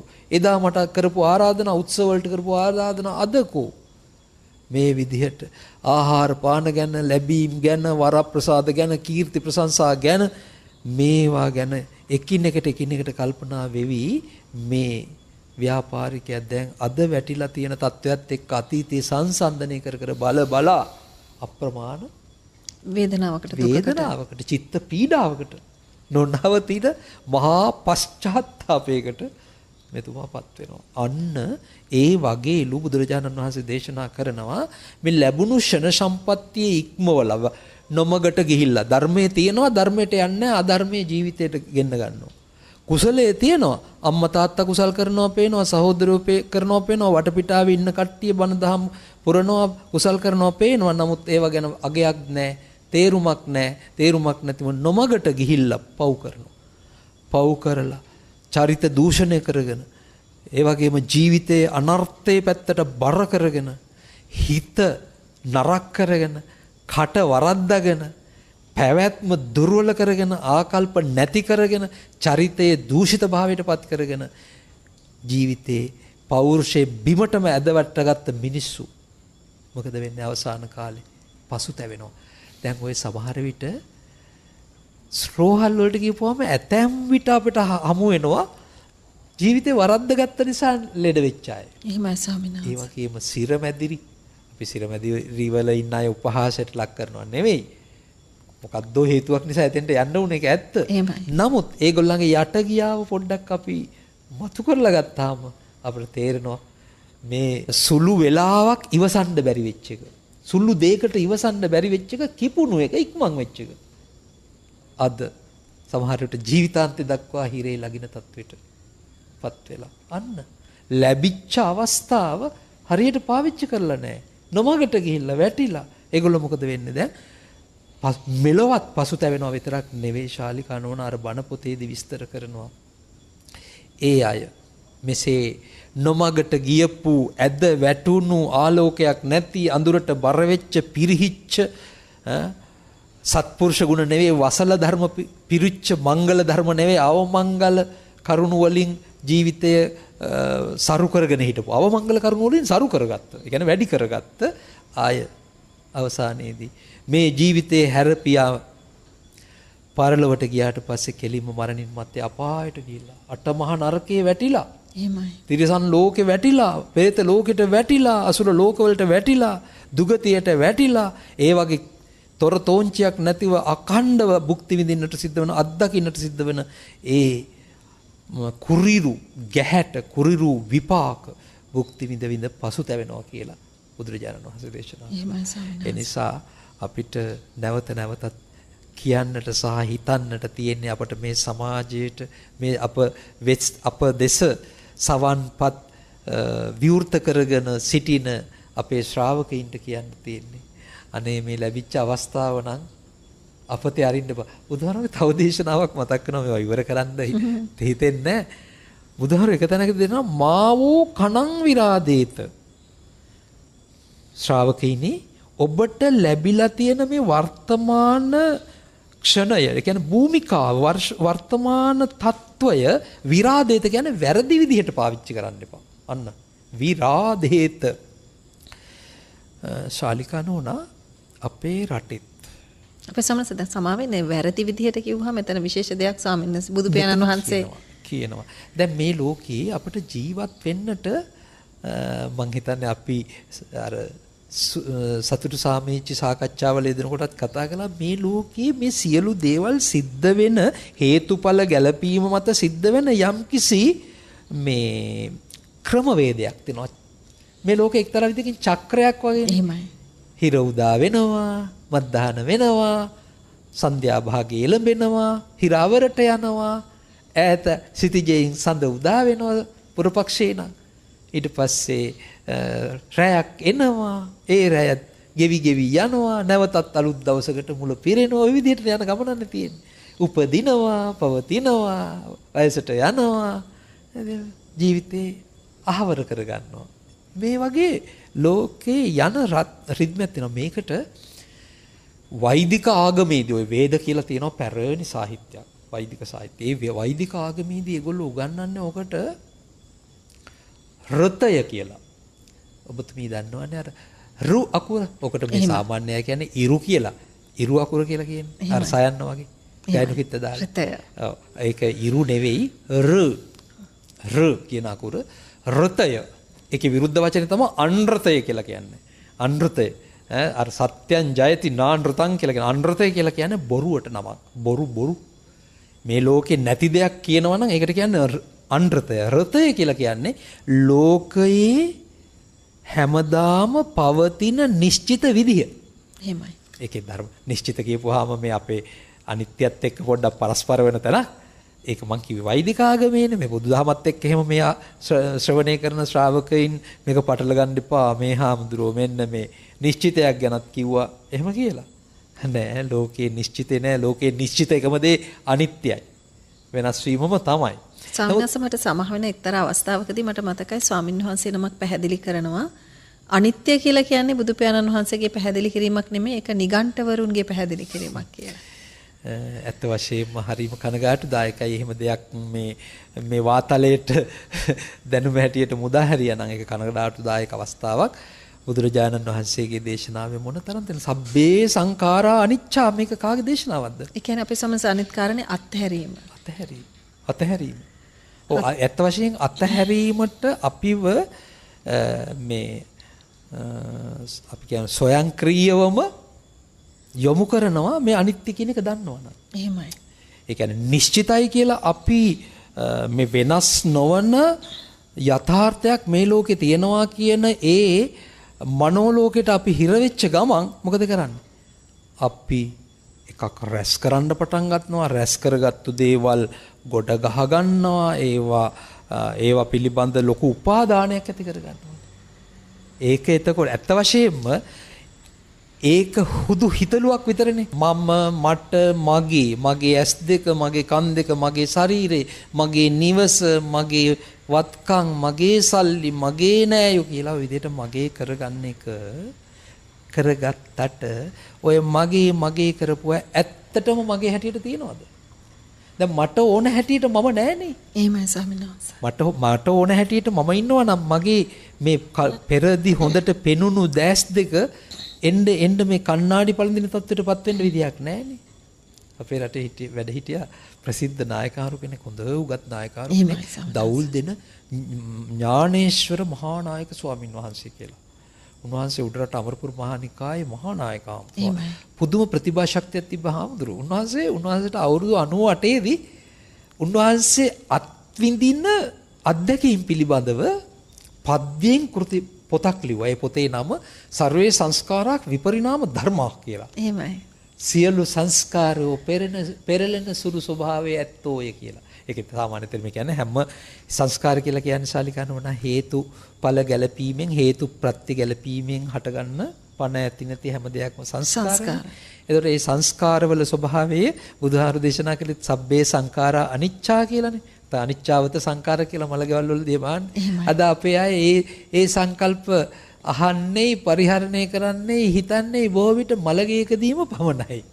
සාමාන්‍ය ජීවිතයේදී අනිච්චා කියලා අනිත්‍ය ගැන අහපුවාම කියන්නේ මේ අලුත් මේ ප්‍රවණතාවට අනුව ට්‍රෙන්ඩ් එකක් තියෙනවනේ. ඒ ට්‍රෙන්ඩ් එකට අනුව දැන් අපි අනිත්‍ය ගැන, අසුභය ගැන කියපුවාම කියන්නේ ඕවා ධනාත්මක සංකල්ප නෙවෙයි.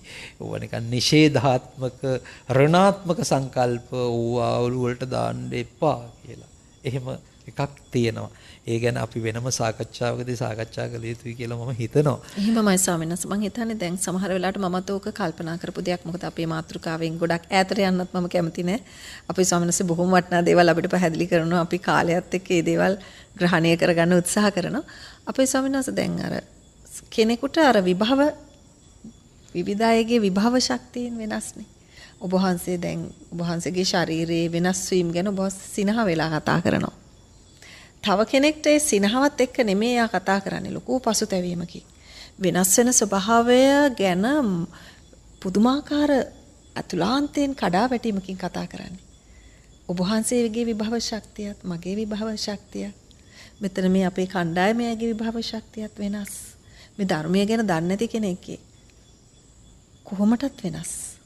ඉතින් අපේ ස්වාමීන් වහන්සේ මං හිතන්නේ මේ ධර්මයක් ගෝචර වෙන්න මේ විභව ශක්තිය අනිවාර්යෙන් බලපානවා. හිනාවෙන් මේ වෙන දේ හිනාවෙන් දැනගෙන අත්විඳින්න පුළුවන් මනසක් මේ විභව ශක්තිය මතම පිහිටනවායි කියලා මට දැනෙන්නේ අපේ ස්වාමීන් වහන්සේ. ඔබතුමිය හොඳ තැනකට මේ සාකච්ඡාව ආපහු තල්ලු කරනවා. මේ ඇත්ත වශයෙන්ම ශාලිකානෝනා බුදුරජාණන් වහන්සේගේ එක දේශනාවක් තියෙනවා. මේ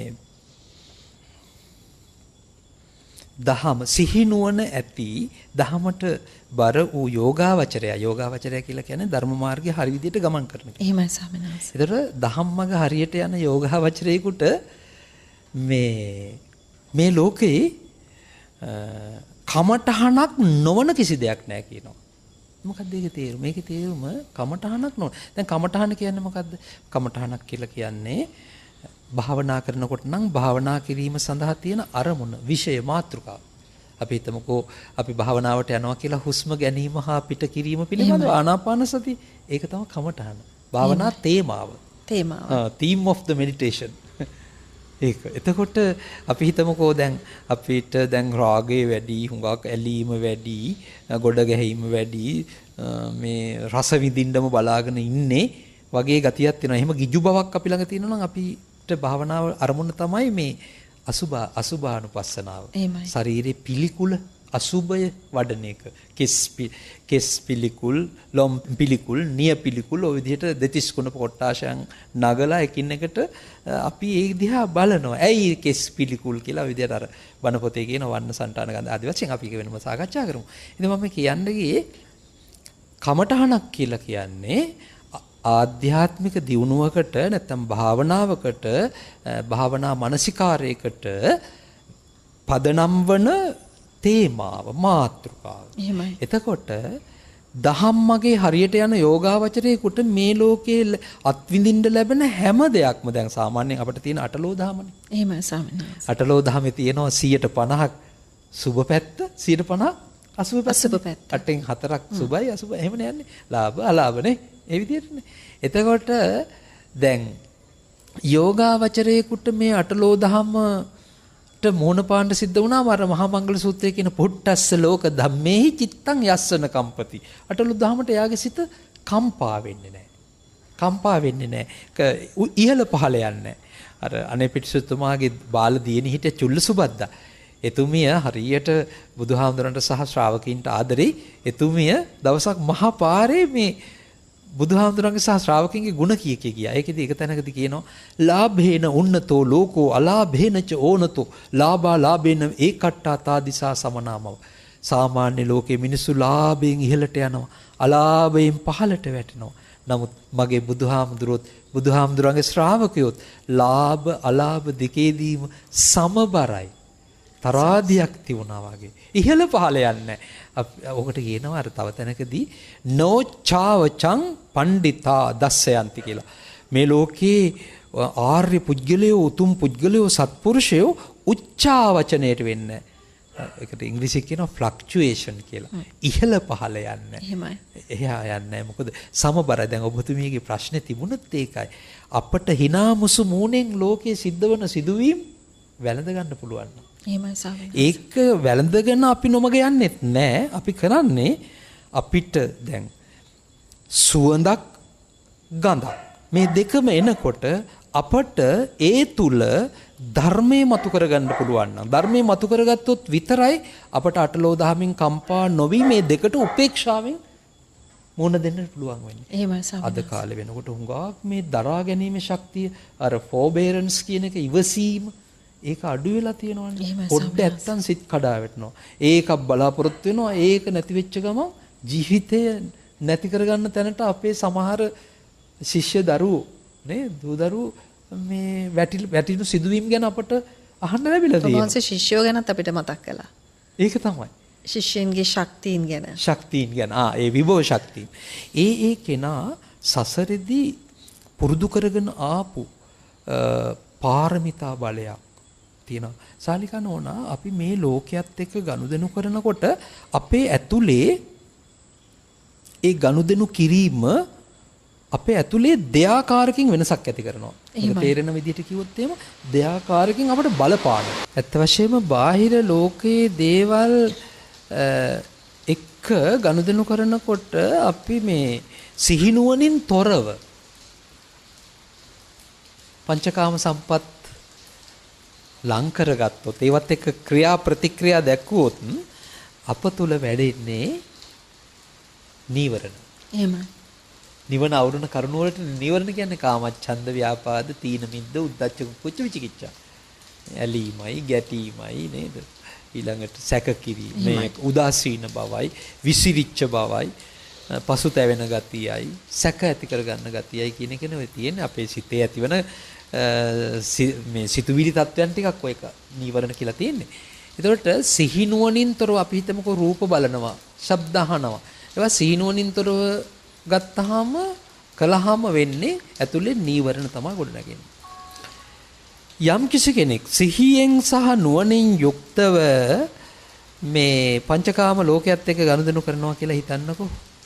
එහෙම කළොත් මොනවද අපේ තුල වැඩෙන්නේ? අප තුල වැඩෙන්නේ ඉන්ද්‍රිය ධර්ම සහ බල ධර්ම කියලා ආධ්‍යාත්මික කරුණු. මෙතන ඉන්ද්‍රිය කියපුවාම අපේ ශ්‍රාවකයන්ට එකපාරට හිතෙන්න පුළුවන් මේ ඇහැ කන නාසය දිව ශරීරය කියන මේ බාහිර භෞතික ඉන්ද්‍රිය ටිකද කියලා නෑ. මෙතන ඉන්ද්‍රිය කියලා පාවිච්චි කළේ ඉන්ද්‍රිය ධර්ම කියලා ආධ්‍යාත්මික ඉන්ද්‍රිය පහක් තියෙනවා. එහෙමයි ස්වාමීනි. සද්ධා, සති, විරිය, සමාධි, ප්‍රඥා කියලා කරුණු පහක් තියෙනවා. ඔය පහට කියන්නේ ආධ්‍යාත්මික ඉන්ද්‍රිය. ඔය ඉඳුරම් පහෙන් තමයි ආධ්‍යාත්මික ලෝකයේ ලෝකය ගෝචර කරගන්න පුළුවන් වෙන්නේ. මේ බාහිර ඉන්ද්‍රියයන්ගෙන් අපි බාහිර ලෝකේ ගෝචර කරගන්න ඕනේ. ඇහෙන් රූප ගෝචර කරගන්න. ඒ වගේ අර ආධ්‍යාත්මික ඉන්ද්‍රිය පහින් මේ ශාසනය උගන්වලා තියෙන ආධ්‍යාත්මික අරමුණු ගෝචර කරගන්න පුළුවන්කම තියෙනවා. එතකොට ආධ්‍යාත්මික ඉන්ද්‍රියන් සංවර්ධනය කරගත්තාම අපට ඒ ඉන්ද්‍රියම බලයක් වෙනවා. ඒ වගේ බල පහක් තියෙනවා මොනවද? ඒත් සද්දා, සති, විරිය, සමාධි, ප්‍රඥා. ඉන්ද්‍රිය සංවර්ධනය කරගත්තාම ඒකම බලයක් වෙලා අපිට ලොකු ආධ්‍යාත්මික ශක්තියක් ගොඩනගලා දෙනවා. ඒකෙන් තමයි අපිට මාර්ගඵලවලට නිවනට නිවන් අවබෝධයට යාමට අපේ පෞරුෂයට ශක්තිය ලබා දෙන්නේ. එහෙමයි ස්වාමීන් වහන්සේ.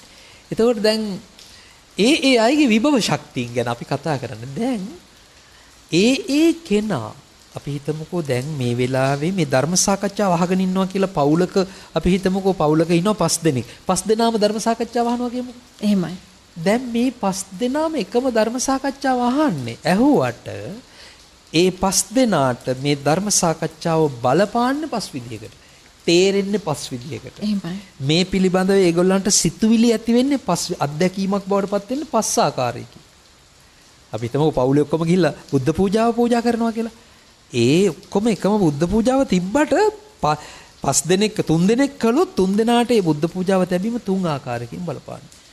ඒක වෙන්නේ මොකද්ද? අපි මෙතෙක් කතා කරපු දැන් ඒ අයගේ බුද්ධ පූජාව කියන එක පිළිබඳව තියෙන දැනුම, අවබෝධය, පුරුද්ද, වැටහීම, ඒ පිළිබඳ ඒගොල්ලන්ට ධර්මාර්ථ වශයෙන් ඇති වෙලා තිබෙන මේ අවබෝධය, ඒ මට්ටම් අනුව තමයි ඒ අයට බුද්ධ පූජාව කියන එක සම්බන්ධ ඒගොල්ලන්ගේ ආධ්‍යාත්මික දියුණුව තීරණය වෙන්නේ. එහෙමයි ස්වාමීන් වහන්සේ. සිහිනුවණින් තොරව බුද්ධ පූජාව කියන්නේ උදාරම දෙයක්. හැබැයි සිහිනුවණින් තොරව ඒක කළොත් මොකද වෙන්නේ? සමහර කෙනෙකුට බුද්ධ පූජාව පෞසිද්ධ වෙන විදිහටත් කියන්න පුළුවන්. මේක වැරදි විදිහට ගන්න එපා පින්නතුන් බුද්ධ පූජාව තියෙන එක මේ වෙලාවේදී විකෘති කරලා කිව්වයි කියලා. දැන් හිතන්නකෝ දැන් මම ඒකට එක උදාහරණයක් කියනකොට වෙන පැත්තකට මේ යන්නේ පොඩ්ඩක්. මොකද්ද මේ අපි දන්නවනේ දැන් වෙස්සක්, පොසොන්, ඇසල වගේ මේ ප්‍රධාන පොහෝ දවස්වලදී අපේ පින්නතුන් ඒවා සමරන්න දන්සැල් එහෙම දෙනවා. එහෙමයි ස්වාමීන්. දැන් දන්සැල් දීම කියන එක හොඳ දෙයක් නේ. මේක බෝසත්වරු, බෝධිසත්වයන් වහන්සේලා අත්හදා බලපු, බුදුවරු අගය කරපු, රහතන් වහන්සේලා අගය කරපු උසස් ගුණයක්. දන්සැල් දීම. එහෙමයි. හැබැයි මේ දන්සැල් දීමේ වටිනාකම, දානයේ වටිනාකම, පරිත්‍යාගශීලීත්වයේ වටිනාකම, මේක කළ යුතු ආකාරය පිළිබඳව නොදන්න කෙනෙක් දන්සැල් දෙන්න ගිහපු ගමන් මොකද වෙන්නේ? ගුණය අගුණය වෙනවනේ. එහෙමයි. පැරණි ඍෂිවරුන්ගේ තියෙන ප්‍රකාශය. ගුණඥේසු ගුණා භවಂತಿ.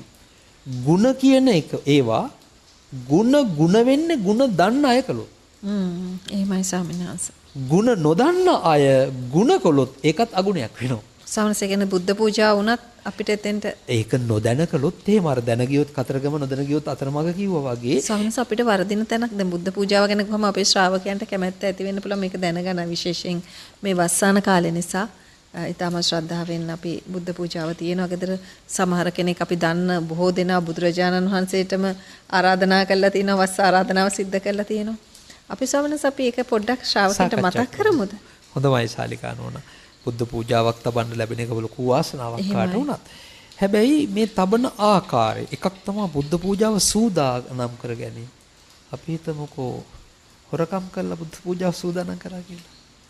බුද්ධ පූජාව තැබීම හොඳ දෙයක් තමයි. නමුත් මේකට අමුද්‍රව්‍ය සම්පාදනය කරගත්ත විදිය නරකයි. එහෙමයි. ඉතින් එතකොට බුදුරජාණන් වහන්සේගේ එක දේශනයක් තියෙනවා න අත්ත හේතු න පරස්ස හේතු න පුත්ත මිච්ඡේ න ධනං න රට්ටං න ඉච්ඡේය අධම්මේන සමිද්දි මත්තනෝ සසීලවා පඤ්ඤවා ධම්මිකෝ සියා කියලා ලස්සන ගාතාවක්. මේ ලෝකයේ සිල්වත් ගුණවත් දැහැමි අය තමාගේ අවශ්‍යතාවක් මුල් කරගෙන අධාර්මික දේවල් කරන්නේත් නැහැ. අන් අය වෙනුවෙන් කියලා අධාර්මික දේවල් කරන්නේත් නැහැ. තමන්ගේ අමුදරුවන් රකින්න කියලා අධාර්මික දේවල් කරන්නේත් නැහැ. ඒතකොට මේ ගාථාවේ නැති වුණත් අපි හිතමුකෝ ගුණ පිළිවෙත් පුරනවා මම පින්කමක් කරගන්න ඕන කියලා අධාර්මික දේවල් කරන්නේ නැහැ. එහෙම වුණොත් එහෙම මොකද වෙන්නේ? කරන්න යන්නේ හොඳ දෙයක් තමයි. නමුත් ඒකේ පදනම, ඒකේ අමුද්‍රව්‍ය, ඒක යොදාගත්ත විදිය පාපකාරී. අධම්ම රාග රත්තා, විෂම ලෝභා විභූතා, මිච්ඡා ධම්ම පරේතා ආදී ඒ බණ පද වලින් විස්තර කරන්නේ ඒක තමයි. එතකොට බුද්ධ පූජාව ඒ තබන ආකාරය. අනිත් එක අනිත් අය තලා පෙලාගෙන මේ ධර්මයේ උගන්වන දෙයක් තමයි මොන දේ කළත් අන්තානංච පරංච අනුපහච්ච දානං දේති. තමාව සහ අන් අයව පෙලාගෙන ඒ අයට පීඩා දීගෙන යම් කිසි කෙනෙක් දන් දෙනවා නම්, පින් කරනවා නම් ඒක සුදුසු නැහැ. තමාව පෙලා ගන්නවා කියන්නේ තමා පෙලා ගන්නවා කියලා කියන්නේ තමා එක පැත්තකින් කෙලෙස් වශයෙන් පෙලා ගන්නවා. ක්ලේශ වශයෙන්. ඒ කියන්නේ දැන් අපි පූජාව තියන්න යනවා, දාන දෙන්න යනවා. හැබැයි කෙලෙස් වලින් ඒක අල්ලගෙන. ආසාව නැති කරගෙන නැහැ. පරිත්‍යාග චේතනා හරියට ඇති කරගෙන නැහැ. ඊළඟට එක්කෝ තමන්ගේ ලොකුකම පෙන්වන්න. වංචක ධර්ම තියෙනවා. ඉවසන්නේ නැහැ ස්වභාවයෙන්. හැබැයි ඉවසන බව පෙන්නනවා. මසුරුයි ස්වභාවයෙන්. ඒ වුණාට දන් දෙනවා වගේ පරිත්‍යාගශීලී වගේ හැසිරෙනවා. දුස්සීලයි. හැංගිලා පව්කම් කරනවා.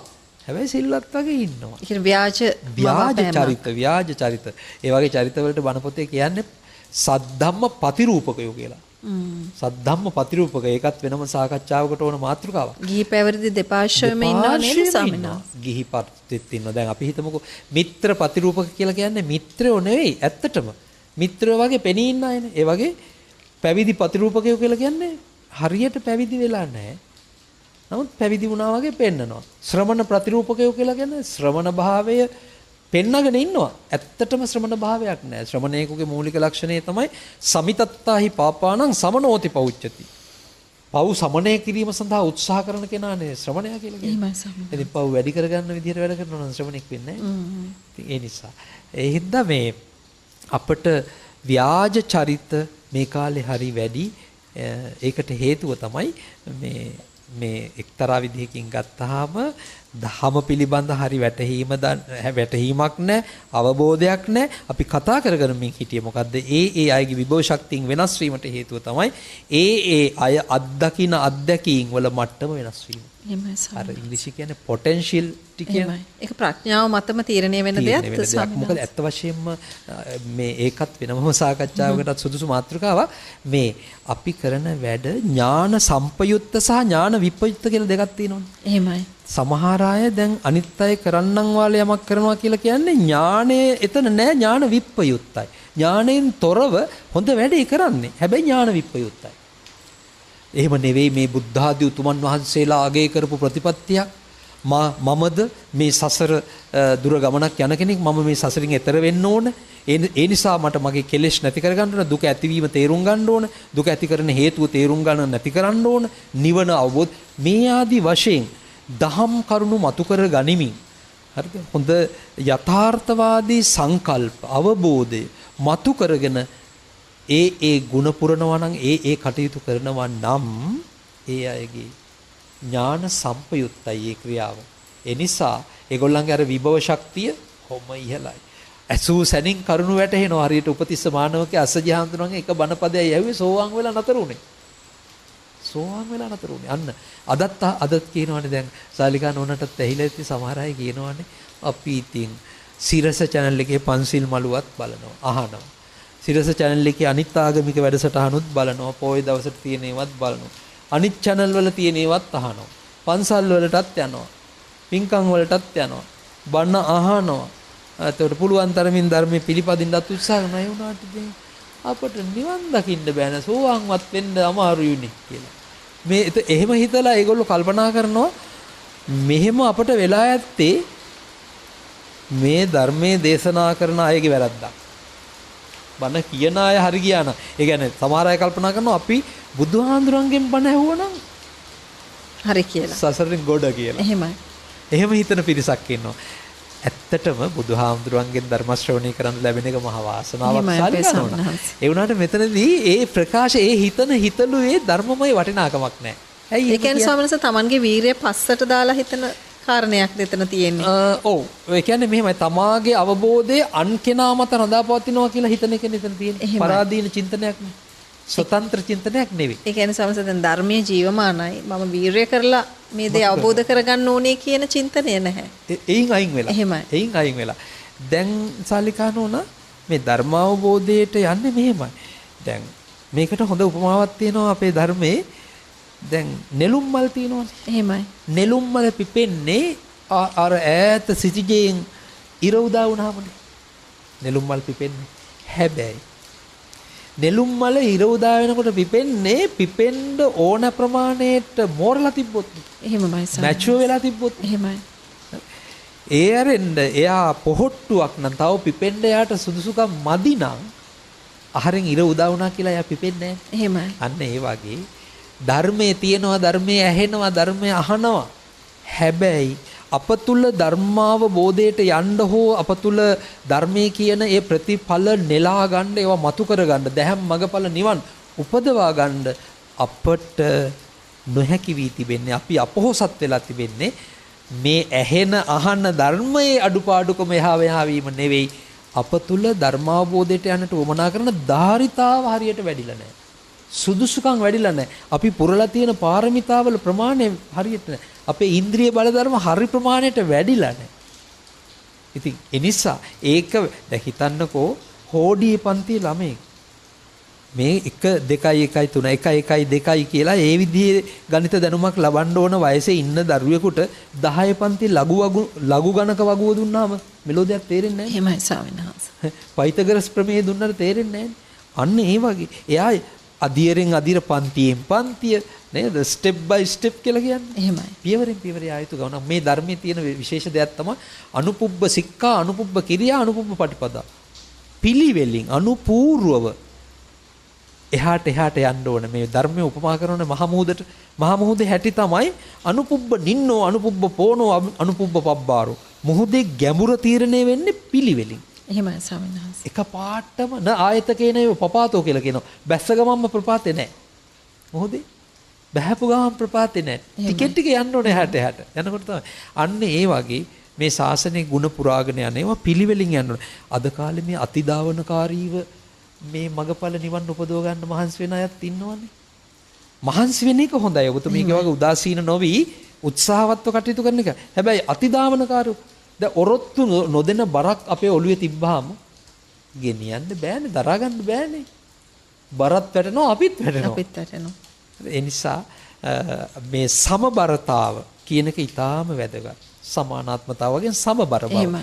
ඉතින් මේ කාලේදී මිනිස්සු අර ඉහළ පහළ යෑම නිසා, උච්චාවචනයන් නිසා මිනිස්සු විචලනය වෙනවා. විචල්්‍ය වලට යනවා හුඟක් වැඩි.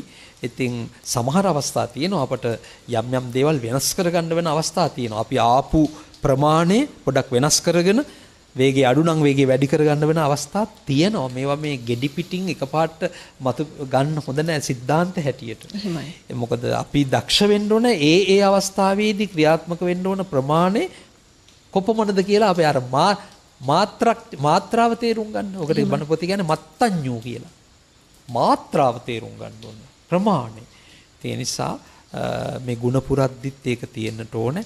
ගතානුගතිකව ආවට ගියාට කටයුතු කළ යුතු වන්නේ නැහැ. ඒ කෙනා ඒ දේවල් වලට ප්‍රතිචාර දක්වන්නේ, ප්‍රතික්‍රියා දක්වන්නේ ඒ දේ සම්බන්ධව ඒ අයගේ අවබෝධඥානය මතුවෙන්නේ ඒ අයගේ ධාරිතාවම අනුවයි. එහෙමයි ස්වාමීන් වහන්සේ. හොඳයි. ඉතින් අපේ ස්වාමීන් වහන්සේගෙන් මට පැහැදිලි කරගත යුතුම කාරණයක් තිබුණා. මොකද අපි ධර්මාවබෝධය සඳහා යන්නේ. දැන් බොහෝ දෙනෙකුට ඒ ධර්මාවබෝධය කියන කාරණේ ස්වාමීන් වහන්සේ කර ගැනීම ටිකක් අපහසු කාර්යයක් වෙලා තියෙනවා. සමහර වෙලාවට විභව ශක්තියේ ප්‍රශ්නයක් තමයි බහුලවම තියෙන්නේ. ඒ අරුණාම අපේ ස්වාමීන් වහන්සේ අපි මේ pāli භාෂාව කියන තැනදී විවිධ මතිමතාන්තර එනවා. අපිට මේ ධර්මය අවබෝධ කරගන්න නම් අපි භාෂාවක් හැටියට පරිශීලනය කළ යුත්තේ pāli භාෂාවද? දැන් pāli භාෂාවට එහෙම ලියන්න ස්වාමීන් වහන්සේ වෙනම වචන නැහැනේ. අපි pāli භාෂාව ලියන්නේ ඒ වචන අපි සිංහලෙන්ම ලියනවා.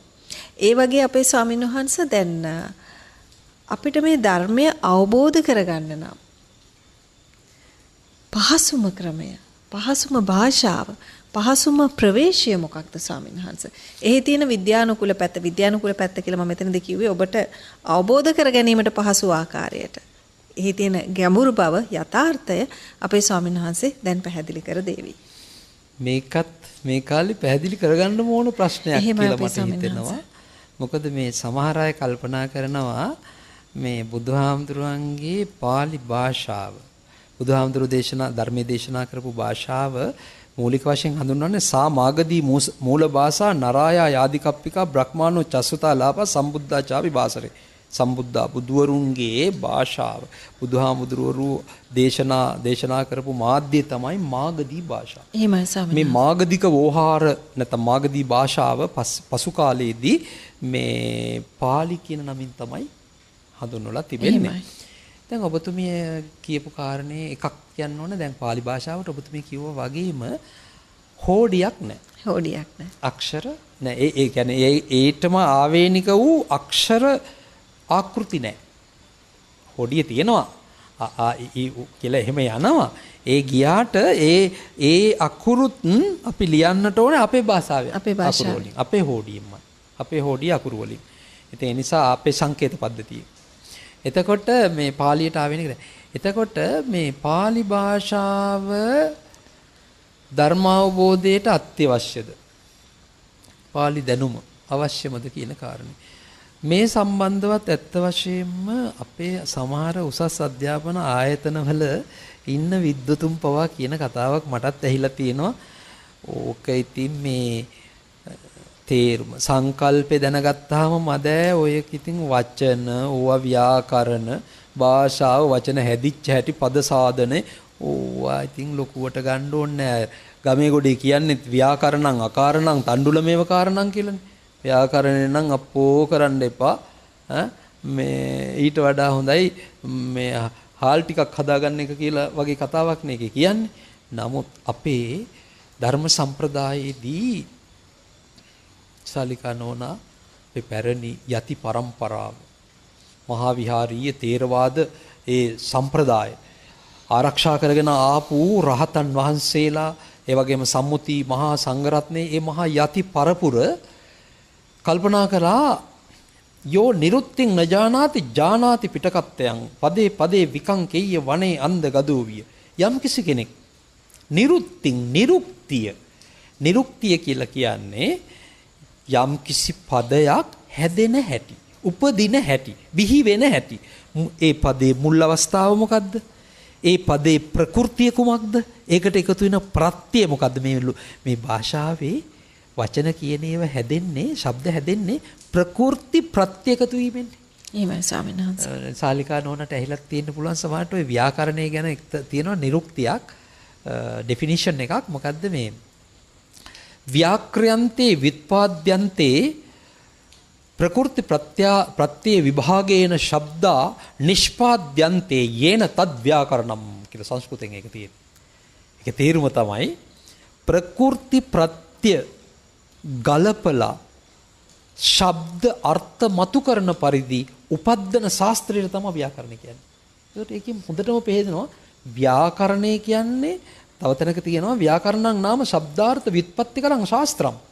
ව්‍යාකරණය කියලා කියන්නේ ශබ්ද හදන ශාස්ත්‍රය, අර්ථ හදන ශාස්ත්‍රය සහ ශබ්ද වලින් අර්ථ බිහි කිරීමේ කාර්ය කරන ශාස්ත්‍රය තමයි ව්‍යාකරණය. එතකොට අපට හොඳටම තේරෙනවා නේද ශාලිකා නෝනා මේ වචනයක් ඇතුලේ තියෙන අර්ථය හරියට මතු කරගන්න ඒ වචනේ හැදිච්ච හැටි සහ ඒකේ ඇතුලේ තියෙන ව්‍යාකරණය දැනගන්න ඕන කියලා. එහෙමයි ස්වාමීන් වහන්සේ. දැනගන්නට ඕන. දැන් අපි හිතමුකෝ මනුස්ස කියන pāli වචනේ. මේකේ තේරුම දැන් සාමාන්‍ය කෙනෙක් මිනිහටනේ ඔක කියන්නේ. කවුරු හරි આવුත් ඇයි ඉතින් මිනිහට මනුස්ස කියන්නේ? වෙන අපිට අපි කියමුකෝ නිකන් බොරුවට කියමුකෝ මේ අපිට කියන්න තිබුණානේ මේ පොල්පිත්ත කියලා කියන්න තිබුණා මනුස්සයාට. අපි පොල්පිත්ත කියලා මිනිහට කියන්නේ නැහැ මනුස්සයාට කියන මනුස්ස කියලා. ඇයි අපි මනුස්ස කියලා කියන්නේ? ඒකට උත්තරේ හොයාගන්න පුළුවන් මේ වචනේ හැදිච්ච හැටි කිව්වොත්. එක තේරුමක් තියෙනවා මනං උච්චේටානේ සේතීති මනුස්සෝ. මනස තියෙන තත්වයෙන් උසස් තැනට ගෙන යාමට ශක්්‍යතාවක් හැකියාවක් ඇති කෙනාට තමයි මනුස්ස කියලා කියන්නේ.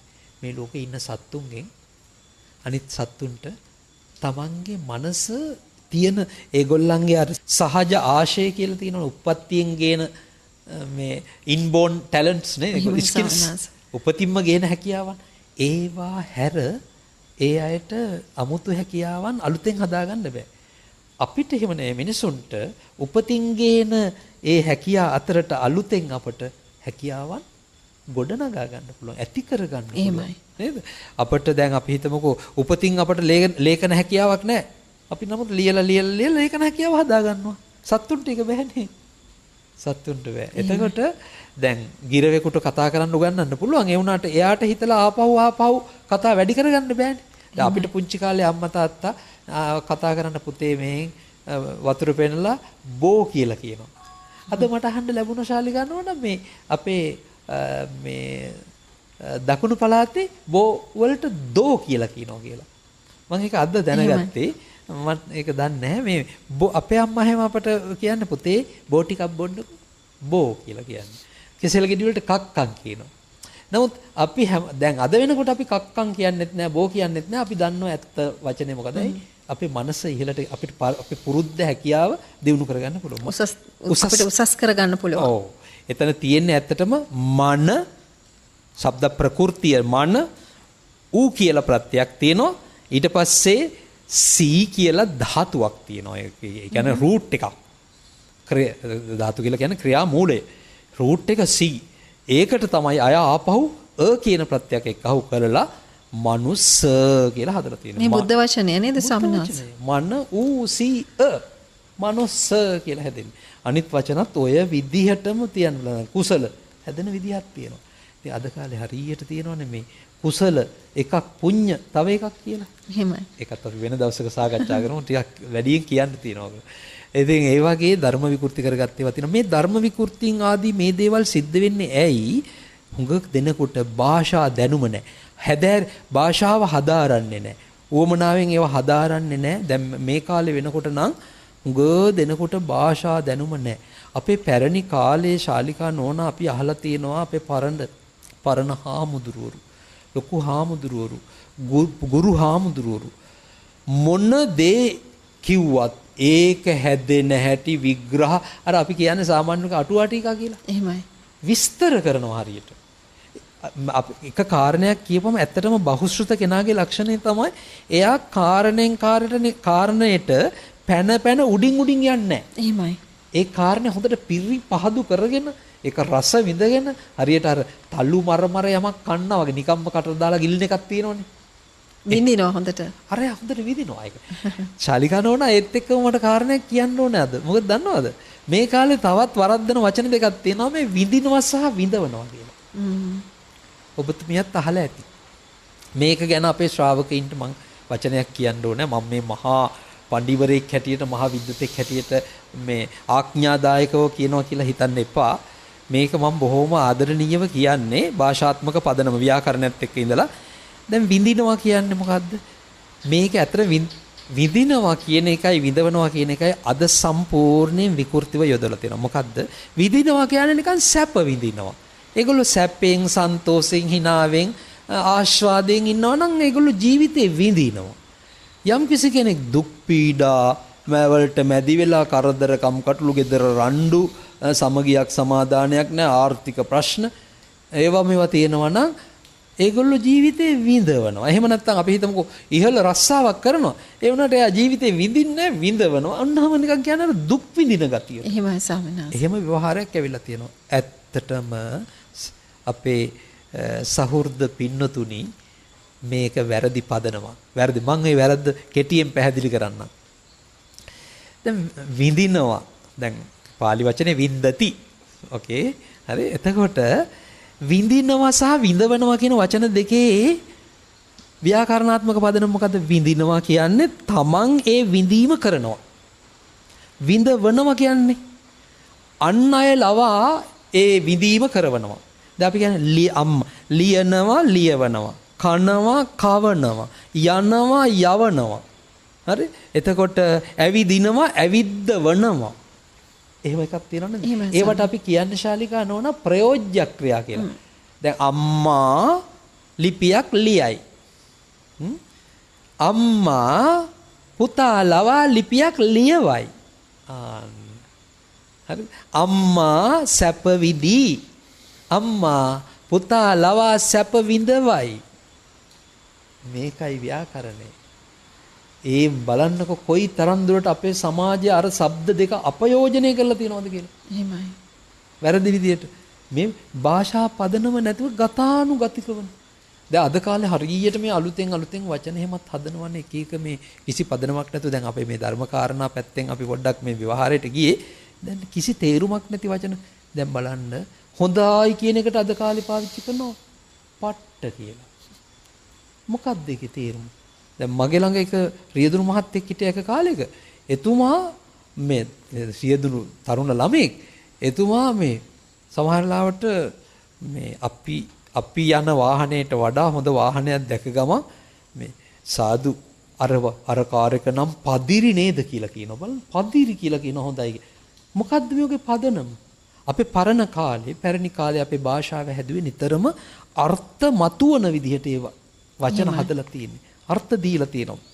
දැන් අපි සමහර ලාවට පාලි සංස්කෘත ආදී භාෂාවන්ගෙන් වචන ණයට ගන්නවා. එහෙමයි ස්වාමීනි. හැබැයි අපි පැරණි අය ඒ ණයට ගත්ත වචනත් එහෙමම ගත්තේ නෑ. ඒවා අපට ගැළපෙන විදිහට ඒගොල්ලෝ හදාගත්තා. දැන් මම එහෙම එක තැනක් කියන දැන් අපේ පරණ පොතක් තියෙනවා මේ සිකවලඳ විනිස කියලා. ඒ සිකවලඳ විනිස කියන පොත පටන් ගන්නේ රුවන් තියා කාවිසි මුනි තුන්දොරින් සකසා වැඳ උපසපුවලද පැවිද්ජා විසින් සරිත් වරිත් සික සැකවින් දක්වා. මේ වාක්‍යයක් කිව්වේ ඒකේ සුද්ධ සිංහල වාක්‍යයක්. දැන් බලන්න මේ රුවන් තියා කිව්වේ මොකද්ද? රුවන් තියා කියුවේ පාලියෙන් ආපු රතනත්යන් කියන එක. රතනත්ය කියන එක සිංහලට පෙරව ගත්තා රුවන් තියා. තුනුරුවන. එහෙමයි. කාවිසි මුනි තුන්දොරින් කියලා කිව්වේ මොකද්ද? කාය වචනය මනස කියන තුන්දොරින්. වන්න කාය වචස් මනස් කියන වචන තුනෙන් මේගොල්ලෝ සිංහල වචන හදාගත්තා. කාය වචනේ මනස කියලා. මේ විදිහට අපට ගැළපෙන විදිහට වචන හදලා තිබුණේ. ඔය ආවට ගියාට ඔය පට්ටපදිරි වගේ ඒ වගේ තේරුමක් නැති වචන අපි හදාගෙන නැහැ. දැන් ඒ වගේම ඔය සමාජ මාධ්‍යවල එහෙම තියෙනවා හොඳ දක්ෂ වැඩකාරයෙක් නම් එයාට කියනවා මේ සුපිරියක් කියලා. සුපර් කියන මේ වචනෙන් හදලා තියෙන ඉංග්‍රීසි සුපිරියක් කියලා නමක් දීලා කියන පුද්ගල නාමයක් වගේ සුපිරිය. අප්පා යානම් සුපිරියක් එහෙම කියලා දාලා තියෙනවා මම දැකලා තියෙනවා. ඉතින් ඒ වගේ පදනම් විරහිතව භාෂාව දූෂණය කරමින් සංකල්ප දූෂණය වන විදිහට මේවා කරගෙන යාම ඊටාම නරක තත්වයක් ඒක. ඒක හානිදායක තත්වයක්. ඒ නිසා භාෂාවක වටිනාකම කියලා කියන්නේ ඒක ඒ වචන ඒ අදහස් හරි විදිහට ලියන්නත් ඕන කියන්නත් ඕන. හරියට උච්චාරණය කරන්න ඕන. ඔය උච්චාරණය සම්බන්ධයෙන් මේ ලෝකයේ මේ භාෂා හරියටම උච්චාරණය කරන මං පිළිගන්න එක ජාතියක් තමයි ඉන්දියානු. ඒගොල්ලන් මේ අක්ෂර උත්පත්ති ස්ථාන අකුරු උපදින තැන් හරියටම ස්පර්ශ කරලා අකුරු උපදිනවා. දැන් කෙනෙකුට හිතෙන්න පුළුවන් අපෝ ඒගොල්ලෝ ඉංග්‍රීසි කියනකොට එහෙම ජර්මනිය වගේ කියනවා නේද එහෙම කියලා. ඉතින් එක අතකින් එහෙම කියන්න එපා. ඒ අල්රා යන්න තියනවා නම් අල්රා තියෙන අකුරු උච්චාරණය වෙන්න එපා. දැන් මම මේ ඉංග්‍රීසි භාෂාවට දෝෂාරෝපණය කරනවා නෙවෙයි. ඒක මාතෘ භාෂාව හැටියට පාවිච්චි කරන අයට අභිමානයක් ඒක තියෙනවා ඒගොල්ලන්ගේ භාෂාව ගැන. නමුත් සංසන්දනාත්මකව කතා කරනකොට දැන් ඉංග්‍රීසි භාෂාවේ අර අක්ෂර ලියන විදිහට කියවෙන්නේ නැහනේ. දැන් අපි ගත්තොත් එහෙම නේද? BUT but කියනවා PUT put කියනවා. ඒ වගේ ඊළඟට සමහර අකුරු silent කියලා කියනවා. ඒ වගේ වෙනවා. ඒ නිසා අපි ඉන්නේ පාලි භාෂාව හරියට නොදැන, ඒ වචන හැදෙන හැටි නොදැන, ඒ ශබ්ද උපදින හැටි නොදැන කෙනෙකුට හරි අදහස ගන්න බෑ. හරි තේරුම ගන්න බෑ. බුද්ධ භාෂිතේ. ඒ කියන්නේ ස්වාමීන් ත්‍රිපිටකය පරිශීලනය කරනවා නම්, පිරිත් සජ්ජායනා කරනවා නම් මේ පාලි භාෂාව පිළිබඳව මනා දැනුම සහ නිවැරදි උච්චාරණය අතිශයින් වැදගත් වෙනවා.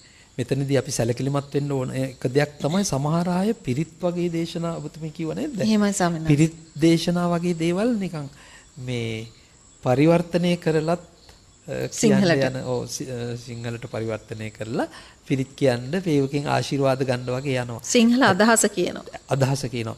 මෙහෙමනේ චාලිකා නෝනා. දැන් අදහස තේරුම් ගන්න එක වෙනම වැඩක්. ඒක හැදෑරීමක්. දැන් අපි හිතමුකෝ අපි කිව්වා කියලා අපි හිතමුකෝ යානීද භූතානි සමාගතානි බුම්මා නිවායා නිවාන් තලික්කි. දැන් මේකේ තේරුම කුමක්ද කියලා තේරුම ගන්න එක හැදෑරීමක්. ඒක අවශ්‍යයි. හැබැයි පිරිතේ ආශිර්වාදය ලබා ගන්න තේරුම අවශ්‍ය නැහැ. තේරුම ශබ්දය ප්‍රමාණවත් ශබ්ද තරංගේ ඒක හැබැයි නිවැරදිව උච්චාරණය වෙන්න ඕනේ. අර්ථ හානි නොවන විදිහට අපේ දේශනා කරන්න කියලා තියෙන සාත්තං සබ්යංජනං කියලානේ. අර්ථ මතුවන පරිදි ව්‍යංජන තහවුරු වන පරිදි ව්‍යංජන සහිතව ව්‍යංජන කියපුවම සිතිල දනිතාදි වශයෙන් විස්තරයක් තියෙනවා. තව දැනකදී ව්‍යංජන කියලා කියන්නේ මේ සාත්තං කියලා කියන්නේ අර්ථය. ඒ කියන්නේ පදය හරියට හදා ගැනීම, අර්ථය දෙන විදිහට පදය හදා ගැනීම තමයි සාත්තං. සබ්යංජනං කියලා කියන්නේ පදය අර්ථය දෙන විදිහට හදා ගැනීම. එහෙම අට කතාවේ විස්තරයකුත් තියෙනවා. එතකොට මේවා පිළිබඳ දැන් පැරණි අපේ දේශකයන් වහන්සේලා ඔය ධර්ම දේශනා වගේම පිරිත් දේශනා පැවැත්වුවේ ඒකක්‍රම්පි අනාසෙත්වා ඒක ව්‍යංජනම්පි අනාසෙත්වා එක අකුරක්වත් වරද්දන්නේ නැතුව එක ව්‍යංජනයක්වත් වරද්දන්නේ නැතුව ව්‍යංජන කියලා ගත්තාම දැන් ව්‍යංජන අකුරු කියලා කියනවනේ. එහෙමයි සම්මාස. ව්‍යංජන අකුරු වලින් ශාලිකා නෝන අර්ථ දෙන්නේ. එහෙමයි. ව්‍යංජන අකුරු වලින් ඒක වෙනම අපි සාකච්ඡා කරන්න ඕනේ. දැන් අපි කියමුකෝ ගගන. දැන් ගගන කියන මේ වචනේ ස්වර වශයෙන් ගත්තාම තියෙන අයනු තුනක්නේ.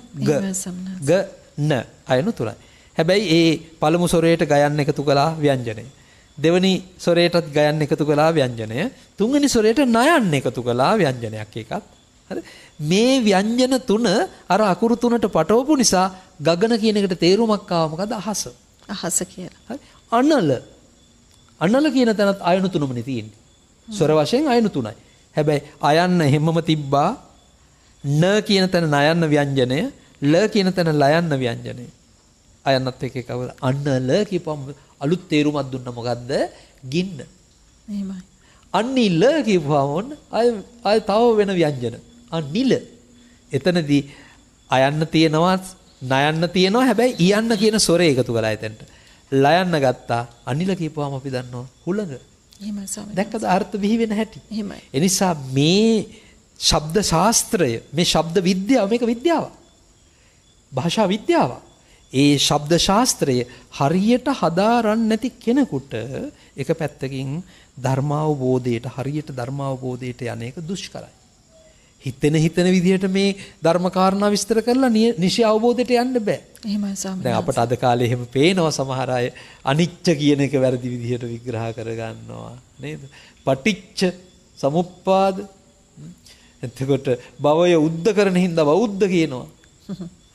එතකොට කෙලස් සලා දමන හින්දා කුසල කියනවා. ඉතින් ස්වාමීන් වහන්සේ එතකොට බුදුරජාණන් වහන්සේගේ මේ උන්වහන්සේ දුන්න අර්ථය, උන්වහන්සේගේ භාෂාවට උන්වහන්සේ දුන්න අර්ථය නේද මේ අමුවේ වෙනස් කරන්නේ, විකෘති කරන්නේ. ඇත්ත වශයෙන්ම. ඉතින් අපිට නිවන දකින්න බැරි වෙනවනේ ස්වාමීන් වහන්සේ. මුවා වෙනවා. නිවන අපෙන් මුවා වෙලා යනවා. ඈත් වෙලා යනවා. අපට හරි අවබෝධයට යන්න බෑ. මොකද ඒ පදවලින් ඒ වාක්‍ය වලින් ප්‍රකාශන වලින් මතු කරන අර්ථය අපි ළඟා කරගන්න නැතුව නෙමෙයි අවබෝධයට යන්නේ. මොකද ඔය අංගුත්තර නිකායේ එක තැනක සඳහන් වෙනවා ධර්ම දේශනා කරන අයත් ධර්ම ශ්‍රවණය කරන අයත් කාරණා දෙකක් පිළිබඳව සැලකිලිමත් වෙන්න ඕන කියලා. එහෙමයි. ඒක තමයි අත්ත පටිසංවේදීච ධම්ම පටිසංවේදීච කියලා. අර්ථය හොඳට දැනගන්නත් ඕනේ, දේශනා පාඨය හොඳට දැනගන්නත් ඕනේ, ධර්ම පාඨ. ඒවා හරියට දැනගන්න ඕනේ. ඒ නිසා තමයි ශාලිකා නෝනා දැන් රහතන් වහන්සේලාගේ වර්ග කියනකොට සිව්පිලිසිඹියාපත් රහතන් වහන්සේලා කියලා ඉන්නවා. සිව්පිලිසිඹියාපත් කියලා කියන්නේ අත්ත ධම්ම නිරුත්ති පටිභාන. අත්ත ධර්මාර්ථයන් හොඳටම දන්නවා, අර්ථය දන්නවා. අර්ථ කියන එකේ තේරුම් දෙකක් තියෙනවා. යමකින් Tamanට ලැබෙන ප්‍රතිඵලයටත් අපි අර්ථයක් සඳහා වැඩ කරනවා කියලා කියන්නේ නේද? ප්‍රතිඵලයටත් කියනවා. එතකොට ධම්ම කියලා කිව්වේ ධර්මය. ඒකේ ස්වභාව කියන තේරුමක් තියෙනවා. ඒකේ ඇත්ත කාරණය මොකක්ද කියන එක දැනගන්න. නිරුත්ති කියලා කියන්නේ මේ කාරණය, ඒ සංකල්පයේ දෙන පදේ හැදිච්ච හැටි. නිරුක්ති උපදිච්ච හැටි. ඉංග්‍රීසියෙන් කියනවා එටිමොලොජි කියලා. ශබ්ද නිෂ්පත්ති විද්‍යාවක් ඒක. නිරුක්තිය. එතකොට පටිභාන කියලා කියන්නේ තමන්ගේ අවබෝධය. ඒ පිළිබඳ අර ඔක්කොමත් එක ධර්ම අත්ත ධම්ම නිරුක්ති ඔක්කොම එක්කව වෙලා අවසානයේදී තමන්ට ඇතිවන්නා වූ පිරිපුන් අවබෝධයට තමයි පටිභාන කියලා කියන්නේ. ඒකට මේ හතරම සම්පූර්ණ වුණාම අපි කියනවා සිව් පිළිසිඹියාපත් උත්තමයෙක් කියලා රහතන් වහන්සේ කෙනෙක් කියලා. රහතන් වහන්සේලාගෙත් ભેද තිබිලා සමහර රහතන් වහන්සේලාට ඒ හතර නැහැ. එහෙමයි. නමුත් ධර්මාවබෝධයට ගියා. හැබැයි උන්වහන්සේලාට තව කෙනෙකුට ඒවා කියලා දෙන්න එහෙම ඒ සිව් පිළිසිඹියාපත් ඥානෙ නැහැ. ඒ ඥානෙ නැහැ. ඉතින් ඒ නිසා පාලි භාෂාව විතරක් නෙවෙයි මොන භාෂාවක වුණත් අර්ථය හරියට ගන්න ඒ භාෂාව දැනගන්නට ඕන. අද කාලේ භාෂාව පිළිබඳ දැනීමක් නැහැ. මෙන්න එක එක නිර්වචන දෙන්න යනවා. හිතන විදියට. ඒක ඊටාම හානිකර තත්වයක්.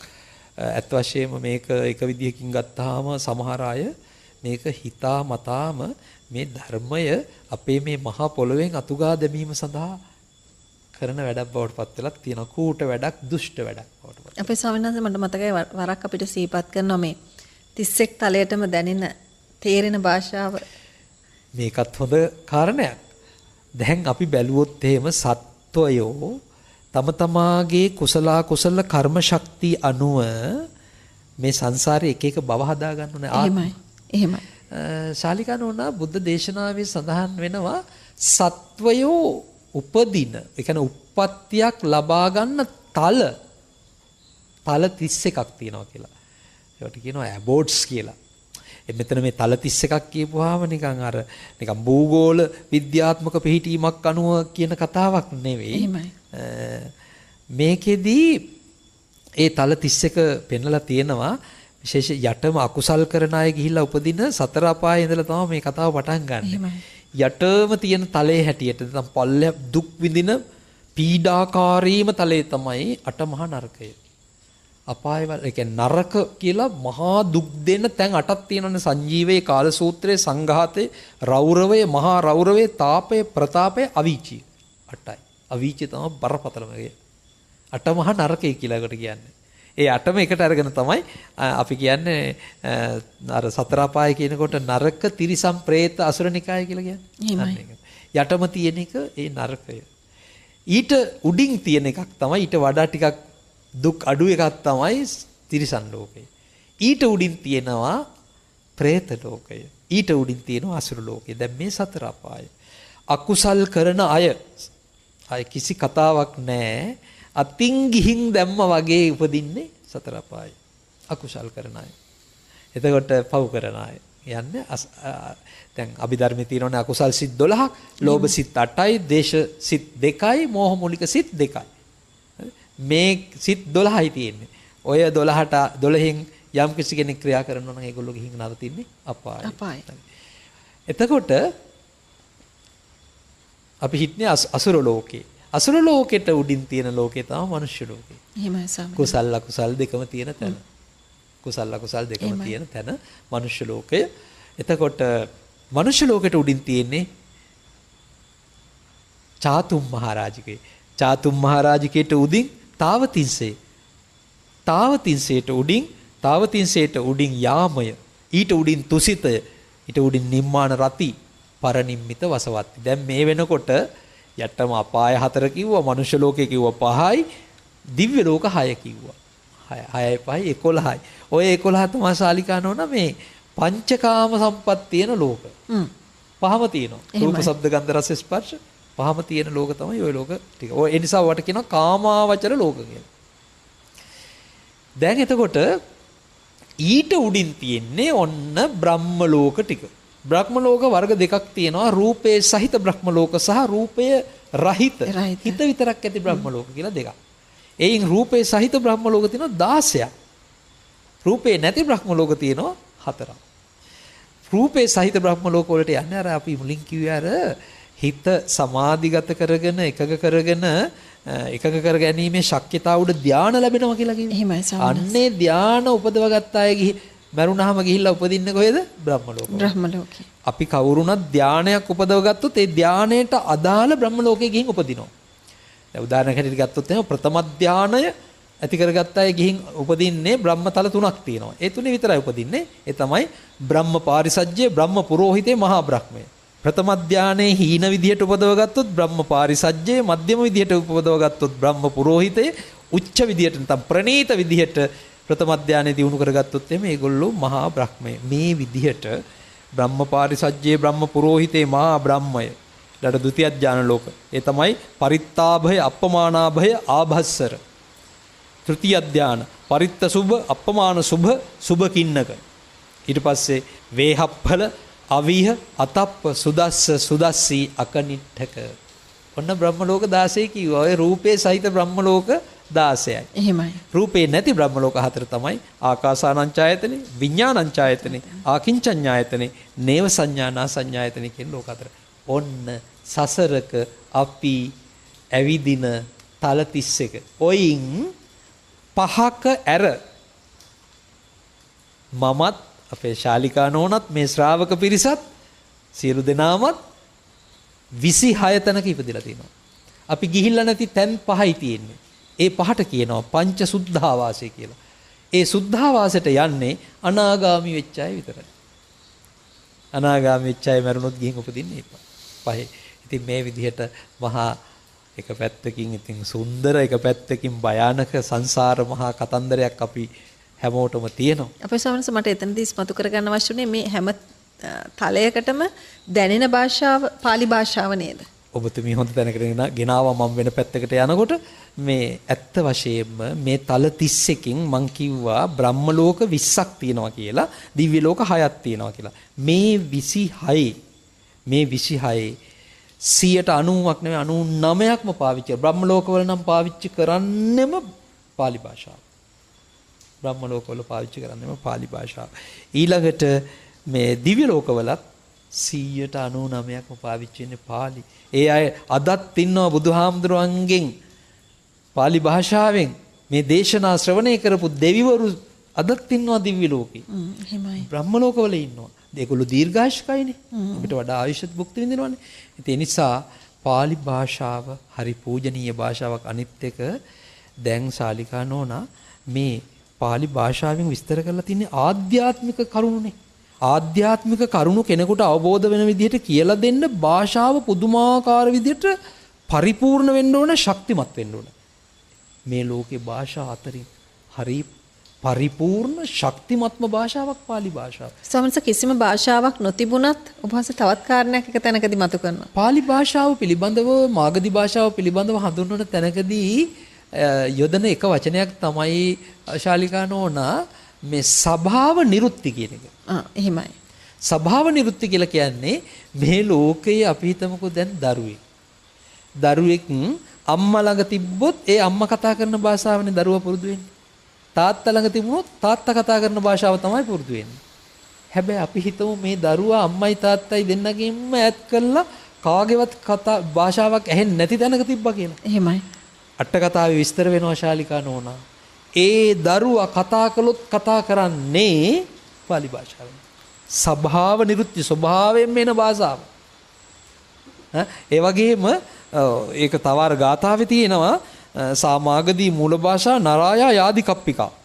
මාගදී කියන්නේ මේ ලෝකේ මූල භාෂාවලු. ඒ කියන්නේ පාලි භාෂාව තමයි මේ අනිත් සියලු භාෂාවල් වලට පදනම් වන භාෂාව. එහෙමයි. ඒ වගේම ආදිකල්පික මිනිස්සු, ඒ කියන්නේ මේ ලෝකයේ මුලින්ම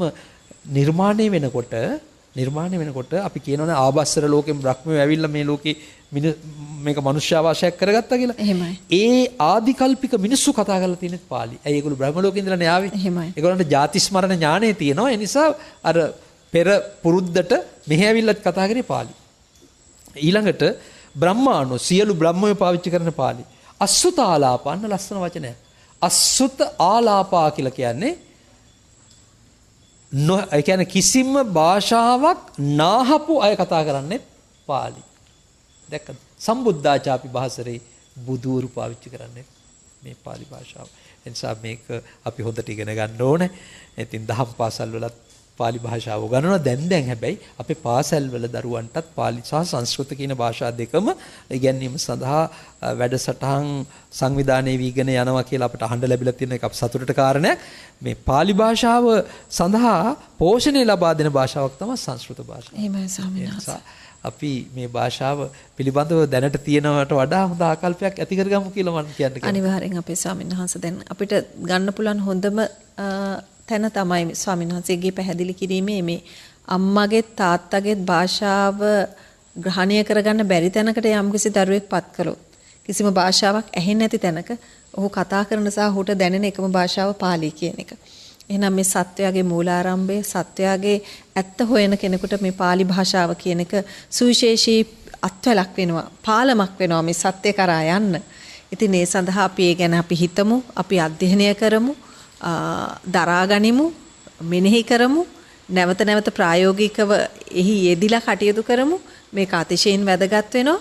අවසානයේට අපි ඇවිල්ලා තියෙන්නේ අපේ ස්වාමීන් වහන්සේ ගැන මම මුලින්ම කතා කරන්න කියලා තීරණය කළා. උන්වහන්සේගෙත් මම කියන්නේ පැවිදි දිවියට පත්වීම පිළිබඳව අපි බොහෝ වෙලාවට අපේ ගෞරවනීය මහා සංඝරත්නයෙන් විමසනවා.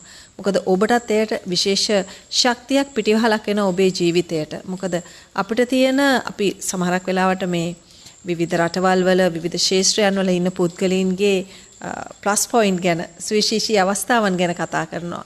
හැරවුම් ලක්ෂ ගැන කතා කරනවා. හැබැයි අපේ මහා සංඝරත්නයේ අද මේ උන්වහන්සේලා සියල්ල කැප කරමින් දරා ගනිමින් සිනහමුසුව මේ වැඩ සිටින උන්වහන්සේලාගේ උන්වහන්සේලාටත් තිබුණා ගිහි ජීවිතයක්. නමුත් ඒ ගිහි ජීවිතය හරහා මේ උතුම් තත්වයට පත්වීම කියන අතරතුර සුවිශේෂී හරිම ලස්සන ප්‍රෞಢ කතාවක් තියෙනවා.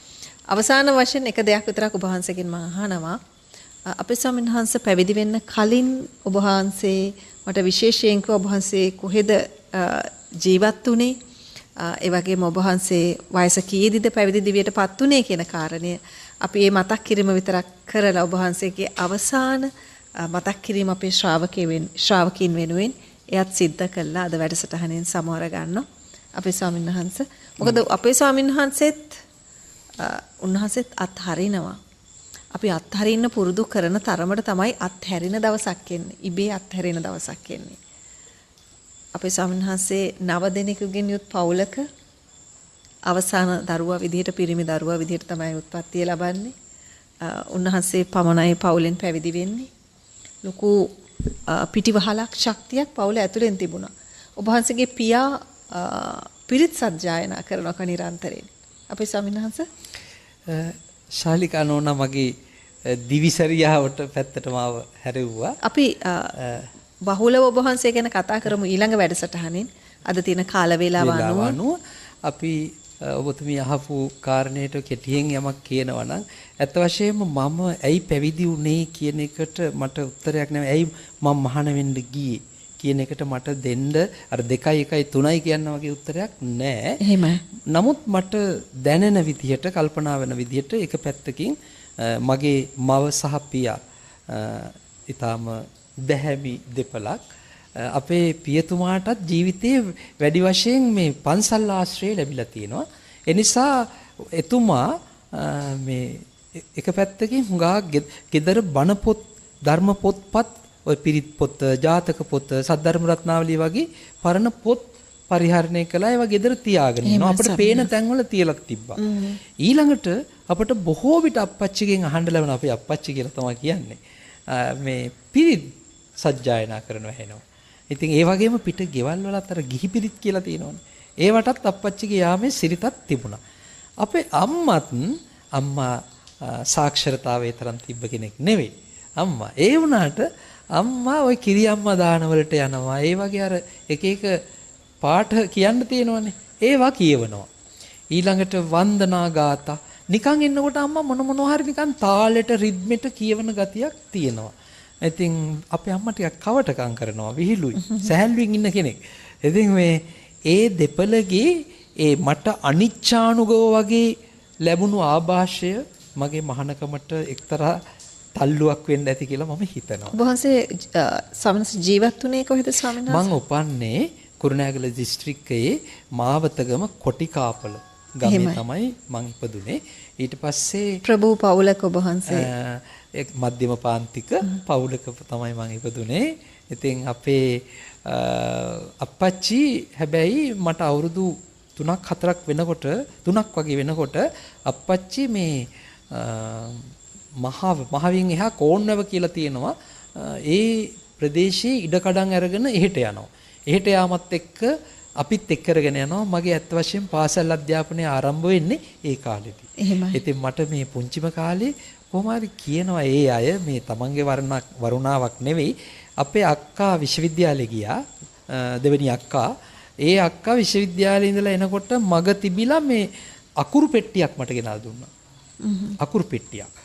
අකුරු ලී වලින් කොටලා කපලා ඒ අකුරු පෙට්ටිය මට ගෙනල්ලා දුන්න නිසා මට අවුරුදු 2 වගේ වෙනකොට 2.5 වෙනකොට අකුරු පුළුවන් වුණාලු. එහෙමයි. ඉතින් ඒ නිසා අර මා කෝන්නෑවට අපි එක්කරනේ ගිහිල්ලා අර සාමාන්‍යයෙන් ඉස්කෝලේට ළමයි බාර දෙන්නේ අවුරුදු 5 දින් වගේනේ. මං 4න් බාර දීලා තියෙනවා. එහෙමයි. ඉතින් එහෙම කරලා මං මේ පාසල් යවලා තියෙනවා. ඊට පස්සේ නැවත මම අපේ උපන් ගමේ පාසලට එනවා. ඒ පාසලෙත් අවුරුදු 3ක් විතර වගේ ඉගෙනගෙන ඉන්නකොට තමයි මට හිතෙන්නේ අප්පච්චිගෙන් මාව ඉල්ලලා අපේ අප්පච්චිට ඥාති ස්වාමින් වහන්සේලා හිටියා. එහෙමයි. ඒ ඥාති ස්වාමින් වහන්සේ කෙනෙකුගේ මේ බලපෑමත් එක්ක තමයි මට පන්සලට යන්න සිද්ධ වුණේ කියලා මම කල්පනා කරනවා. කෙසේ නමුත් මම මේ පැවිදි ජීවිතේට ආශාව කියන එක කවුරුත් කිව්ව නිසා කරපු එකක් නෙවෙයි. මටම ඇති වෙච්ච එකක්.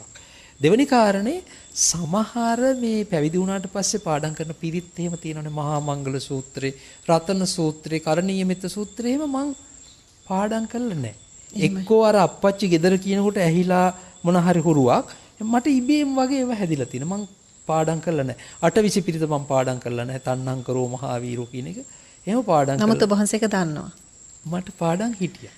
ඉතින් ඒකෙන් තේරෙනවා මේක සාංශාරිකව කිසි පුරුද්දක් එක්කත් ආවාවද්ද කියලා මේ පැවිද්ද කියන එක. ඉතින් කෙසේ වෙතත් ඔබතුමී මට මතක් කළා මේ හැරවුම් ලක්ෂයක් කියලා. ඇත්ත වශයෙන්ම මගේ ජීවිතේ සුන්දර හැරවුම් ලක්ෂයක්. ටර්නින් පොයින්ට් එකක්. එදා පුංචි කාලේ අප්පච්චිගේ අම්මගේ බලපෑම මේ කියන්නේ මග පෙන්වීම උඩ මේ තීරණය මම නොගත්තා නම් සමහර විට මට මේ අද දවසේ මේ ලැබිලා තියෙන මේ වටපිටාව මම ලබන මේ සුන්දර අත්දැකීම් මට ලැබෙන්න නැති වෙන්න තිබුණා. ඒ නිසා මේක සුවිශේෂ අවස්ථාවක්. මම හරි ආදරය කරන ජීවිතයක් පැවිදි ජීවිතේ සසරත් පතනවා. බුදුහාමුදුරන්ගේ දේශනාවත් නත්ති දේවේසු පබ්බජ්ජා මහණෙනි මේ පැවිද්ද කියන එක දිව්‍ය ලෝකවලවත් නැහැ. බ්‍රහ්ම ලෝකවලවත් නැහැ පැවිද්ද. පැවිද්ද තියෙන්නේ දැන් සක්වලවල් හුඟක් තියෙනවනේ. බුදුහාමුදුරු කෙනෙක් ඉපදිච්ච සක්වලේ විතරයි පැවිද්ද තියෙන්නේ. බුදුහාමුදුරු කෙනෙක් ඉපදිච්ච සක්වලට කියන්නේ ශාලිකා නෝනා මගුල් සක්වල කියලා. එහෙමයි සාම. මගුල් සක්වලේ තමයි බුදුහාමුදුරු ඉපදුනේ තුනුරුවන් වැඩ ඉන්නේ. මගුල් සක්වලේ තමයි චතුරාර්ය සත්‍ය කතා කරන්නේ. මගුල් සක්වලේ තමයි ආර්ය ශ්‍රායක මාර්ගය ගැන කතන්දරේ තියෙන්නේ. මගුල් සක්වලේ තමයි දැහැම් මගපල නිවන් ගැන කතන්දරේ තියෙන්නේ. එනිසා අපි ඔක්කොම ඉන්නේ මේ මගුල් සක්වලේ. එනිසා අපට මේ ලැබිලා තියෙන ක්ෂණ සම්පත්තිය නැවතත් අපි අවභාවිත නොකර මේකෙන් වැඩ අරගෙන අපි සසරට ආයිබෝවන් කියන තැනට අපි ගොඩ නැගෙමු. මං හිතන්නේ ඔබතුමියලගේ ඒ වගේම මේ channel සිරස නාලිකාවේ අරමුණත් ඒක වෙන්න ඇති මේ ආධ්‍යාත්මික ආලෝකයක් වෙත ලෝකයපත් කිරීම. ඒ සඳහා ශක්තිය ලැබේවා කියලා මම ප්‍රාර්ථනා කරනවා. බොහොම පින් අපේ ස්වාමීන් වහන්සේ අපේ ගෞරවනීය ස්වාමීන් වහන්සේට අපි අනුමෝදන් කරනවා අද දවසේ ඊටමත් කාර්යබහුල තත්වයක ඉඳගෙන තමයි අපේ ගෞරවනීය ස්වාමීන් වහන්සේ අද වැඩසටහනට වැඩම කරන්නේ. ඉතින් උන්වහන්සේ මහාචාර්ය ගෞරවනීය ස්වාමීන් වහන්සේ නමක් හැටියට ශිෂ්‍ය ශිෂ්‍යාවන්ට ඒ වගේම අන්තර්ජාතික වශයෙන් උන්වහන්සේගේ සේවය අපේක්ෂා කරන බොහෝ දෙනා වෙනුවෙන් ඊටමත් නිර්ලෝභීව අනුකම්පා සහගතව මෛත්‍රී සහගතව මේ කටයුත්ත සිද්ධ කරන අපේ ගෞරවනීය ස්වාමීන් වහන්සේ මහනුවර දන්තුරේ උඩවැල පුරාණ විහාරාධිපති හෝමාගම දම්සෙවන මධ්‍යස්ථානාධිපති ශ්‍රී ලංකා බෞද්ධ හා පාලි විශ්වවිද්‍යාලයේ සංස්කෘත අධ්‍යයන අංශයේ අංශාධිපති මහාචාර්ය රාජකීය පඬිත ආචාර්ය පූජ්‍ය මාවතගම ප්‍රේමානන්ද අපේ ගෞරවනීය ස්වාමීන් වහන්සේ. ඉතින් අපේ ස්වාමීන් වහන්සේ එළඹෙන පොහොය දිනේ සිරස FM පන්සිල් මළුව සිරස TV සමග එක්ව කරන සජීවී සාකච්ඡාවටත් වැඩම කරනවා. ඒ බවත් බොහොම මෙත් සිතින් අපි ඔබට සිහිපත් කරනවා. ඉතින් එහෙමනම් අපේ ස්වාමීන් වහන්සේ බොහොම සුන්දර කාලයක් ගෙවුණා. මගුල් සක්වලක අපි ඉන්නේ කියන එක ඔබ වහන්සේ සිහිපත් කරනවා. තුරුණුවන් වැඩ හිඳින බුදු කෙනෙක් පහළ වෙච්ච මේ සක්වලේ ලැබිච්ච කාලේ අපි සිහියෙන් ප්‍රයෝජනයට ගනිමු. පාලි භාෂාව හදාරමු. අභිධර්මයත් ඉගෙන ගන්න සිත නැඹුරු කරගනිමු. ඉතින් කල්යාණ මිත්‍රයන්න් වහන්සේලා ඇසුරු කරමු. දරුවන්ටත් ඒ මඟ පෙන්වා දෙමු. කල්යාණ මිත්‍රයෝ වෙමු පවුලට, සමාජයට, ලෝකයට. ඒක අපේ වගකීම. අපේ කටයුත්තත් කරගමු. ඉක්මනින් නිවෙන්න උත්සාහ කරමු. ඉතින් අපි රැස් කරගත්ත සියලුම කුසල ශක්තියින් අපේ ගෞරවනීය ස්වාමීන් වහන්සේට නිදුක් නිරෝගී සුවය පිණිසම හේතු වේවා. විශේෂයෙන්ම නිරෝගී භාවයම ලැබේවා ස්වාමීන් වහන්සේ. සුවපත් වේවා කියලා අපි සියලුම දෙනා පන්සිල් මළුවේදී ආශිර්වාද කරනවා. ඔබ වහන්සේට තෙරුවන් සරණයි. තෙරුවන් සරණයි. සැප වේවා, සුවපත් වේවා.